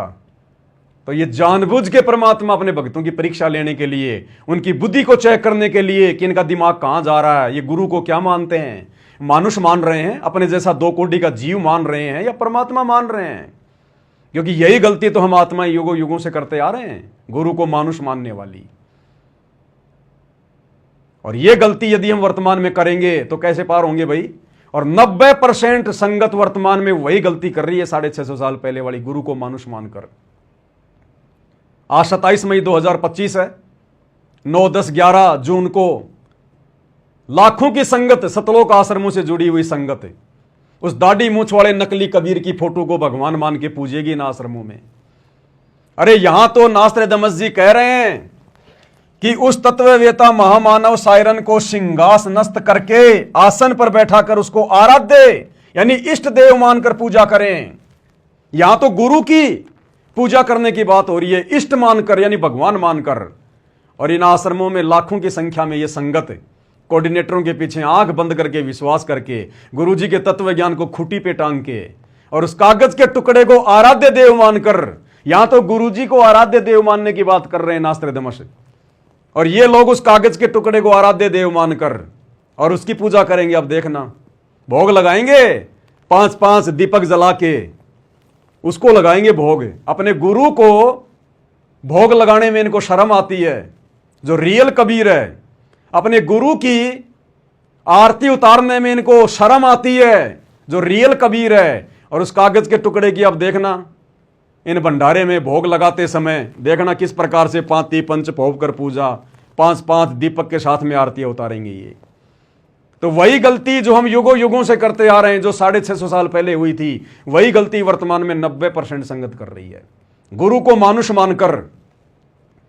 और इसीलिए आदरणीय गरीबदास जी ने ठोक ठोक के 3-4 वाणियां लिखी हैं कि नालायक को गलती मत कर देना। यह सत्य पुरुष कबीर परमात्मा है जो दिल्ली मंडल में आएगा, जो छुडानी में आया है ना मेरे पास में जिंदा बाबा बन के, सतगुरु बन के कबीर जी, आगे चलकर दिल्ली मंडल में यही आएगा, सतगुरु दिल्ली मंडल आईसी। गरीबदास जी कह रहे हैं कि जो मेरा सतगुरु है कबीर, वही दिल्ली मंडल में आएगा 8 सितंबर 1951 को, सतगुरु दिल्ली मंडल आईसी और श्रुति धरनी सुम जगाईसी। तो गरीबदास जी ने कहा कि नालायको, उसको अपने जैसा मानुष मान के, आम संत मान के गलती मत कर देना। उसके अलावा किसी और को मत पूजना, पहले वाले भगवानों को, चाहे मुनिंदर हो, चाहे कबीर हो, चाहे करुणामय हो, चाहे सत्सुकृत हो, छोड़ देना सबको, भूल जाना। प्रेजेंट गुरु को परमात्मा मान के, कबीर मान के पूजना। अन्यथा गुरु मानुष कर जानते, वो नर कहिए अंध, और दुखी संसार में आगे काल के फंदे। तो भाई और बहनों, आप और हम सत्सयोग भाई बहनों का सौभाग्य, कोई बिल्ली के भाग का छिक्का टूटा हमारा। इन दिनों ये दास थोड़ा सा लाइव नहीं आ पा रहा है, क्योंकि आप भगत भाई बहनों के पास में विनाशकालीन समय से पहले पहले पूजा की सामग्री, भक्ति की सामग्री पहुंचानी है। क्या करेंगे जब लंबे लंबे लॉकडाउन लगेंगे, दुनिया घरों में कैद हो जाएगी। कोरोना तो रिहर्सल थी, आने वाले समय में क्या होगा, ये दुनिया ऐसे हिसार जेल में बैठे हुए परम संत को परमात्मा नहीं मानने वाली। जब इस देश और दुनिया के बड़े बड़े नेताओं के घुटने टूट लेंगे तब ये लोग नाक रगड़ कर हिसार जेल में जाएंगे अपने बाप से माफी मांगने के लिए। तो ये काम इतना आसान नहीं है। घुटने तोड़ेगा परमात्मा, बंदर दिखाएगा दुनिया को, दाने दाने के लिए मोहताज होना पड़ेगा, तब दुनिया को भगवान याद आता है। बकवादों में भगवान याद नहीं आता। तो आने वाले समय में फिर हम क्या करेंगे? गुरु महिमा करेंगे, गुरु के शब्द गाएंगे। हमें तो गुरु कोई कमी रहने नहीं देगा। गुरु का वचन है, घर में 2 दाने होंगे, सुबह आटा भरा हुआ मिलेगा पीपे का रसोई में, तेल का कैन भरा हुआ मिलेगा, गैस सिलेंडर भरा हुआ मिलेगा। आप और हमें तो परमात्मा ना भूखा मर देगा, ना भूखा मरने देगा, ना किसी चीज के भरोसे रहने देगा। जो परमात्मा चाहने वाली आत्मा है, जो गुरु को भगवान मान के साथ संगति से जुड़कर भक्ति कर रहे हैं, और बाकी भाई दाने दाने के लिए रोएंगे, दाने दाने के लिए। तो 2 ही प्रकार की आत्माएं आने वाले समय में ठीक ठाक रहेंगी। या तो जिसके भक्ति संस्कार मजबूत हैं, भले वो भगत नहीं है, जगत का आदमी है, किसी भी देश का है, अगर उसके पिछले संस्कार मजबूत हैं, पिछले जन्मों की परमात्मा की आत्मा है, आगे उनकी शरण में आनी है, एक तो परमात्मा उनको संभालेगा। और एक वर्तमान में जो गुरु को मानुष ना मानकर, गुरु को परमेश्वर मानकर, अपना आराध्य मानकर, इष्ट मानकर जो भोग लगा रहे हैं, घर घर में उनका आसन लगा दिया, ज्ञान को आधार बनाकर गुरु की गैर हाजिरी में घर को आश्रम बना के भक्ति कर रहे हैं, जैसे आप और हम सत्सेवक भाई बहन, आप और हमारे साथ परमात्मा चमत्कार करेगा। यानी आप और हमारे लिए तो चमत्कार ही होगा, बैठे बैठे घर में सब कुछ मिलेगा। और ये परमात्मा तो वो समर्थ शक्ति है, ये तो अपने आशीर्वाद से हमारा पेट भर दे, सालों साल हमारे को भूख ना लगे। अरे दुर्योधन के कहने पर पांडवों को शराप देने के लिए जब दुर्वासा ऋषि 88,000 ऋषियों को लेकर जंगल में गया था, शाम के समय गया जब सबने खाना खा लिया, और डिमांड कर दी, आज के बोए अंगूर, आज का बोया धान मानसरोवर का जल लाओ, नहीं तो शराप दूंगा। पांडवों ने, और कौन थी वो, कुंती थी या वो द्रौपदी थी, उन्होंने श्री कृष्ण जी को याद किया, क्योंकि उन्होंने श्री कृष्ण जी को अपना गुरु बना रखा था। तो श्री कृष्ण जी तो कहां आना था बेचारा, श्री कृष्ण का रूप बनाकर कबीर परमात्मा सतगुरु रामपाल जी पहुंच गए, क्योंकि गुरु के माध्यम से यह शक्ति काम करती है सारी की सारी। और परमेश्वर ने कहा कि भाई द्रौपदी पहले मुझे कुछ खिला। बोले भगवान खाने का ही तो रोड़ा है, मेरे पास में सूर्य देव का दिया हुआ एक पात्र था, और जब तक मैं भोजन नहीं कर लूं तब तक मैं पूरी दुनिया को भोजन करवा सकती हूं, लेकिन मैंने भी भोजन कर लिया, उसके बाद ये दुर्वासा आया है। अगर भोजन नहीं होता तो आपको याद करने की क्या जरूरत थी। तो परमेश्वर ने कहा श्री कृष्ण रूप में सतगुरु रामपाल जी भगवान ने कि द्रौपदी मेरा विधान है, मैं वो नहीं तोड़ सकता। गीता अध्याय 3 श्लोक 13। जो लोग परमात्मा को भोग लगाए बिना अन्न पकाते हैं, अन्न खाते हैं, वो तो पाप खाते हैं। तो परमेश्वर ने कहा कि ढूंढ द्रौपदी ढूंढ कोई भोजन का किरका, प्रथम करूं भोजन फिर मेटूं ऋषि जन की तृष्णा। तो द्रौपदी ने कहा कि महाराज इस पात्र में जो सूर्य देव के द्वारा दिया गया था, एक साग का एक पत्ता लगा हुआ है। तो गुरुदेव ने कहा कि बेटा इसी को घोल घाल के पिला दे मेरे को। तो परमेश्वर ने उस पात्र में थोड़ा सा जल डलवा के उसको घोल के और पिया, सतगुरु रामपाल जी भगवान ने श्री कृष्ण रूप में। इधर परमेश्वर का पीना हुआ, उधर 88,000 ऋषि और दुर्वासा जो भूख से तड़प रहे थे, जमीन पर गधे की तरह लोट पलेटे मार रहे हैं, भोजन को पचा रहे हैं। जो जो बोला था वही खाने को मिला उनको, बिना खाए पेट भर दिया भगवान ने। और श्री कृष्ण रूप में सतगुरु रामपाल जी भगवान ने कहा कि जा भाई भीम, ऋषियों जी को बुला लाओ कि भोजन तैयार है, आ जाओ। जैसे भीम गया और भोजन की प्रार्थना की कि चलो जी भोजन तैयार है, दुर्वासा ने कहा कि भीम भोजन का नाम मतलब उल्टी आने को हो रही है, ये बता तुम्हारे घर पे कौन आया है। बोला श्री कृष्ण जी आए। अब भीम को क्या पता कि वो भगवान थे, कबीर भगवान सतगुरु रामपाल जी थे। उसने कहा कि श्री कृष्ण जी आए। तो दुर्वासा ने कहा कि राम करे थारा दुश्मन मरियो। दुर्योधन ने भेजा था पांडवों को शराब दिलवाने के लिए, और परमात्मा ने उसकी बुद्धि पर बैठकर उसी दुर्वासा से दुर्योधन को शराब दिलवा दिया। भीम को क्या बोला, राम करे थारे दुश्मन मरियो। अब पांडवों के दुश्मन कौरव उल्टा शराब दिलवा दिया और बोला भैया हमारा तो पेट फटने को हो रहा है, धन्य हो परमात्मा, हमारा तो पेट फटने को हो गया, वापस जा। तो बिना भोजन खिलाए जब परमात्मा 88,000 ऋषि और दुर्वासा का पेट भर सकता है, तो वो ही तो भगवान कबीर भगवान सतगुरु रामपाल जी वर्तमान में धरती पर प्रकट हैं। इनको तो गैस भरने की जरूरत नहीं, आटे का पीपा भरने की जरूरत नहीं, ये तो वैसे हमारा पेट भर दे। लेकिन परमात्मा यहां के विधान को भी बना के रखता है ताकि काल का कलेजा ना फट जाए। इसलिए भाई और बहनों, आने वाले समय में अनहोनियां होंगी, चमत्कार होंगे, परमात्मा चाहने वाली आत्माओं के साथ में, विशेष आत्माओं के साथ में। और फिर ये दुनिया देखेगी, हक्का बक्का रह जाएगी कि हमारे पास में इतनी संपत्ति, इतना धन, इतना अनाज था, आज खाने को दाना नहीं। और ये सतगुरु रामपाल जी के भगत जो रोज कमाते रोज खाते थे, आज इनके घर में भंडारे कैसे चल रहे हैं। ये खुद तो खा रहे हैं, दुनिया को भी खिला रहे हैं, लंगर बांट रहे हैं। लोग अचंबा करेंगे। तब ये दुनिया हिसार जेल में बैठे सतगुरु रामपाल जी को परमात्मा के रूप में देखेगी। इसलिए भाई और बहनों, आप और हमारे को भगवान ने मौका दे दिया, पहले अपनी पहचान करवा कर। आप और हम भाई बहन संसार की सर्वश्रेष्ठ आत्माएं हैं। ये दुनिया भले हमें कुछ ना माने, कुछ ना जाने, हमें कोई फर्क नहीं पड़ता, और हमें फर्क जो है पड़वाना भी नहीं है। हम दुनिया की नजरों में पागल रह के ही, दुनिया की नजरों में बर्बाद व्यक्ति रहकर ही मोक्ष प्राप्त कर सकते हैं। अगर दुनिया की नजरों में हम महान आदमी बन गए, पैसे वाले आदमी बन गए, बहुत बड़े रईस बन गए, साहूकार बन गए, मान बड़ाई छा जाएगी, जैसे गुब्बारे में हवा भरी नहीं, ऊपर को उड़ा नहीं। तो हमने तो भिखारी बन के, गरीब सा बन के, बावड़ा सा बन के अपनी भक्ति को सफल करके यहां से निकलना है। हमने दुनिया को दिखाना नहीं है कि हम धनवान हैं, पैसे वाले हैं, ये है वो है, कुछ नहीं है। जैसा भगवान दे रहा है, खाना पीना रहना सहना, उनकी मौज उनकी मर्जी। महल में रखे तो उनकी मर्जी, झोपड़ी में रखे तो उनकी मर्जी, रोड पे रखे तो उनकी मर्जी, करोड़पति बनाए तो उनकी मर्जी। हम रहेंगे वही भगत, उनके कुत्ते। हमारी औकात हमें भगवान ने पहले समझा दी कि अपनी औकात को अपनी लिमिट को पार मत करना। तुम 2 कोटि के जीव हो, अगर मैं तुम्हें न मिलता, अगर ना मिलता हमें सतगुरु, तो आज हमारी क्या हैसियत थी, हमारी क्या औकात थी। इस दास के जीवन में तो सतगुरु की दया बिल्कुल शीशे की तरह साफ साफ दिखाई दे रही है। जिस नक्शे कदम पर यह पवन दास सतगुरु की शरण में आने से पहले गांव से आकर जयपुर में रहकर जो बर्बादी के रास्ते पे जा रहा था, आज तक तो मेरा परिवार भी ना होता, ये पवन दास तो या तो मर गया होता या कहीं जेल में पड़ा होता आजीवन उम्र कैद में। हमारी बहन जी जो भगतमती है, वो कब की मर चुकी होती, दुखी होके, परेशान होके।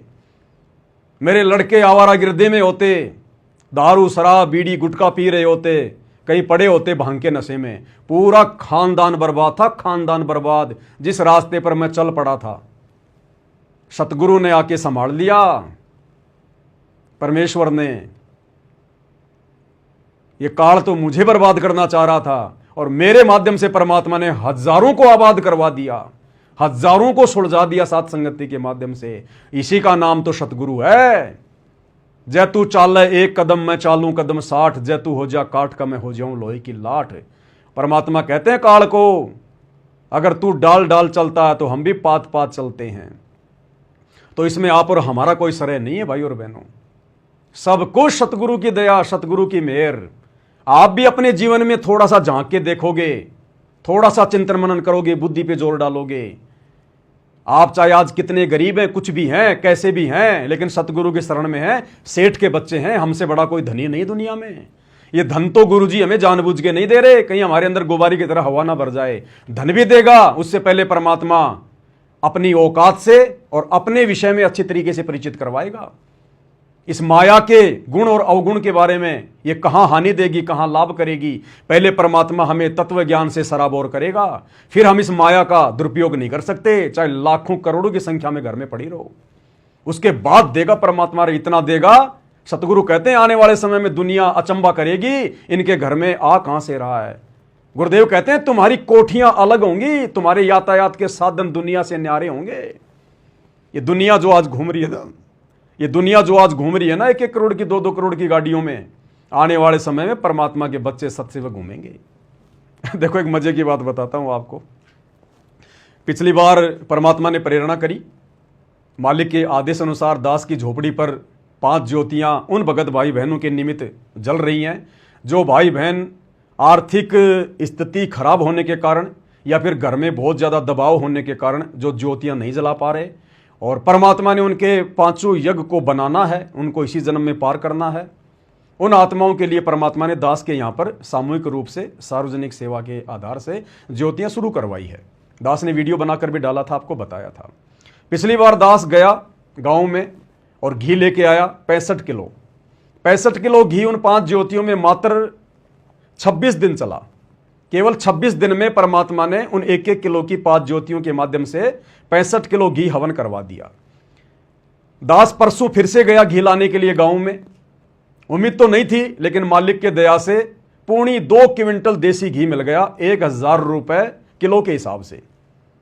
1 क्विंटल 75 किलो घी दास को देसी, बिल्कुल दास खुद गाड़ी लेके वहां के लोगों को साथ में लेके, मेरे कुछ रिश्तेदार थे उनको साथ में लेके, और दास खुद जा के किसी के घर से 5 किलो, किसी के घर से 15 किलो, किसी के घर से 4 किलो, 2.25 क्विंटल घी परमात्मा ने व्यवस्था करवा दी।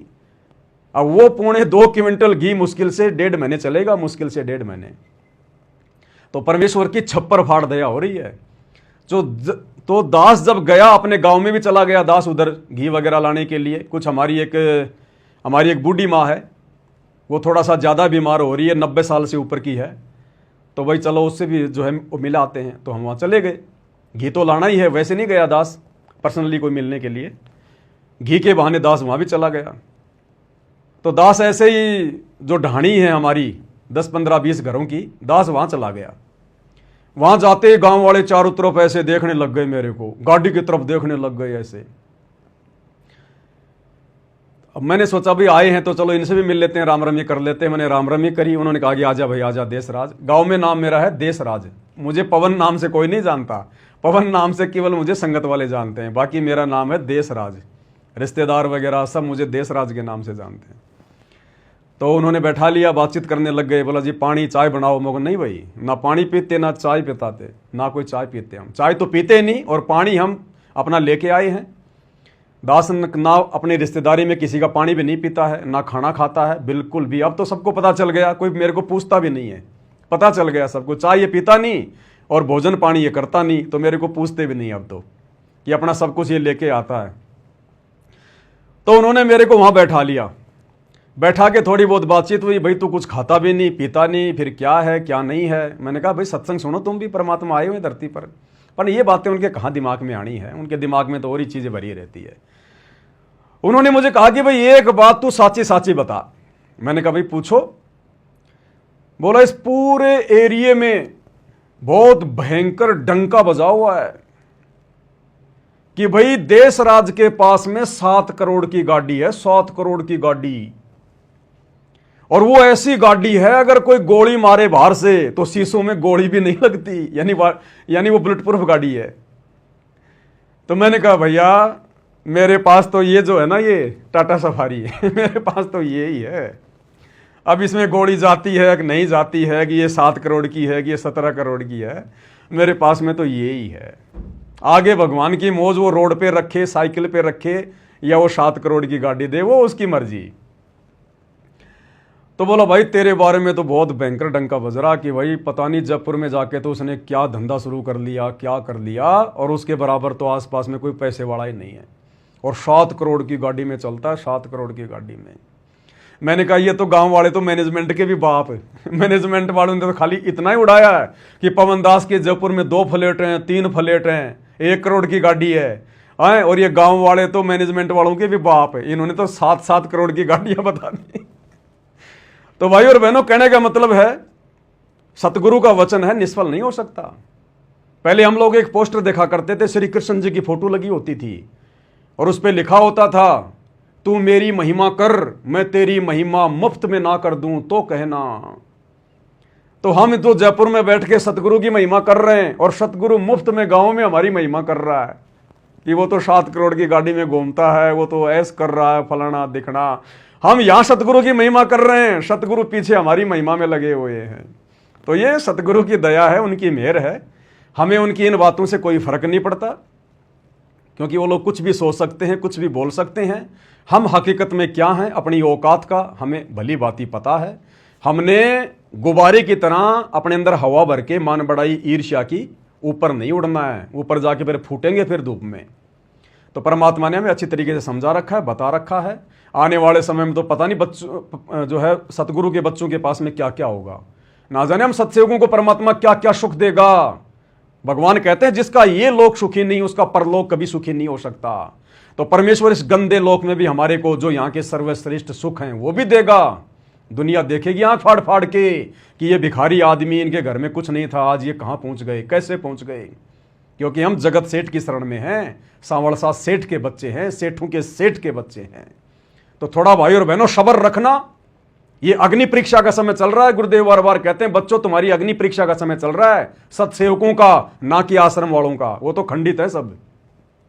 यहां पर हमारी अग्नि परीक्षा चल रही है। विशेष संदेश हिसार जेल से विशेष आत्माओं के लिए आते हैं, सत्सेवकों के लिए आए हैं। यहां पर हमारी अग्नि परीक्षा चल रही है। लास्ट का समय है, बनी बनाई बात को बिगाड़ मत देना। गरीबी है तो गरीबी में खुशी से, कोई शिकवा नहीं, कोई शिकायत नहीं गुरुजी से। कैसे भी रखे परमात्मा, जो राखूं त्यों ही रहूं, हमरा के चारा खाने जाद खरीदूं गुलाम तुम्हारा। कुत्ता हूं गुरुदेव का, पवन दास का नाम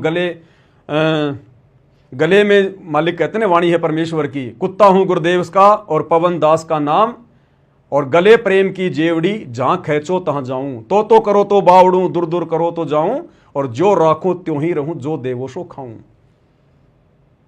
ये आने वाले 2 से 3 साल 2028 तक का समय हम सत्सेवकों की अग्नि परीक्षा का समय है।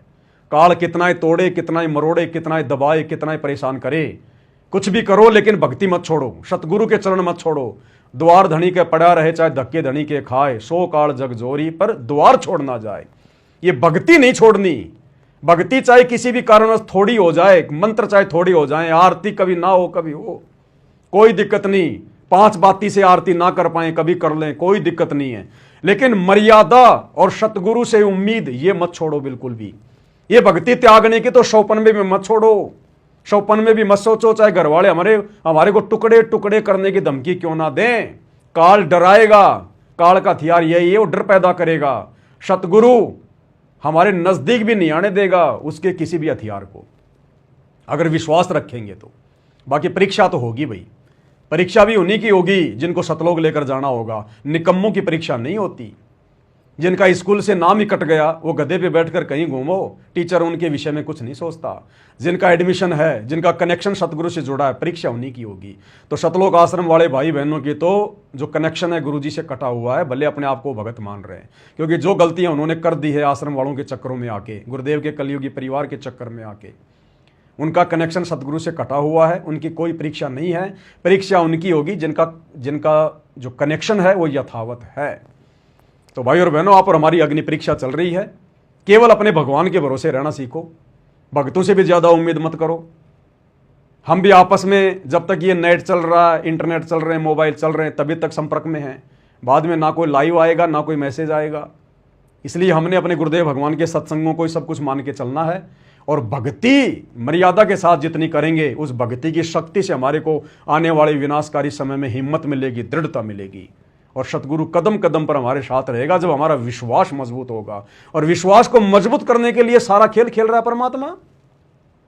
ये हजारों वीडियो साथ संगति के बनवा दिए, हम पर विशेष आशीर्वाद देने के लिए, मेहर देने के लिए परमात्मा ने पांति पंच पोप कर पूजा शुरू करवाई, घर घर में अपने आप को भोग लगवाना शुरू किया। क्योंकि विश्वास मजबूत होगा तो सतगुरु हमारे साथ रहेगा। कहे कबीर सुनो भाई साधो, मैं तो हूं विश्वास में। और बाकी आप देख लेना, ये आश्रम से जुड़े हुए भाई बहन जो लड्डू जलेबी बर्फी के चक्कर में पड़े हैं, जरा सा संकट आते ही ये ऐसे भगेंगे जैसे गधे के सिर से सींग गायब हो जाते हैं। ये सहन नहीं कर पाएंगे दबाव को आने वाले समय में। तो आप और हमारे ऊपर विशेष दया हुई परमात्मा की।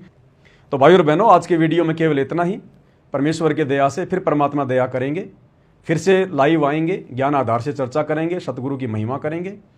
तो आज के वीडियो में केवल इतना ही। गुरुदेव भगवान हम सबको आज्ञा दें, इजाज़त दें, सद्बुद्धि दें। बंदी छोड़ सतगुरु रामपाल जी भगवान की जय हो।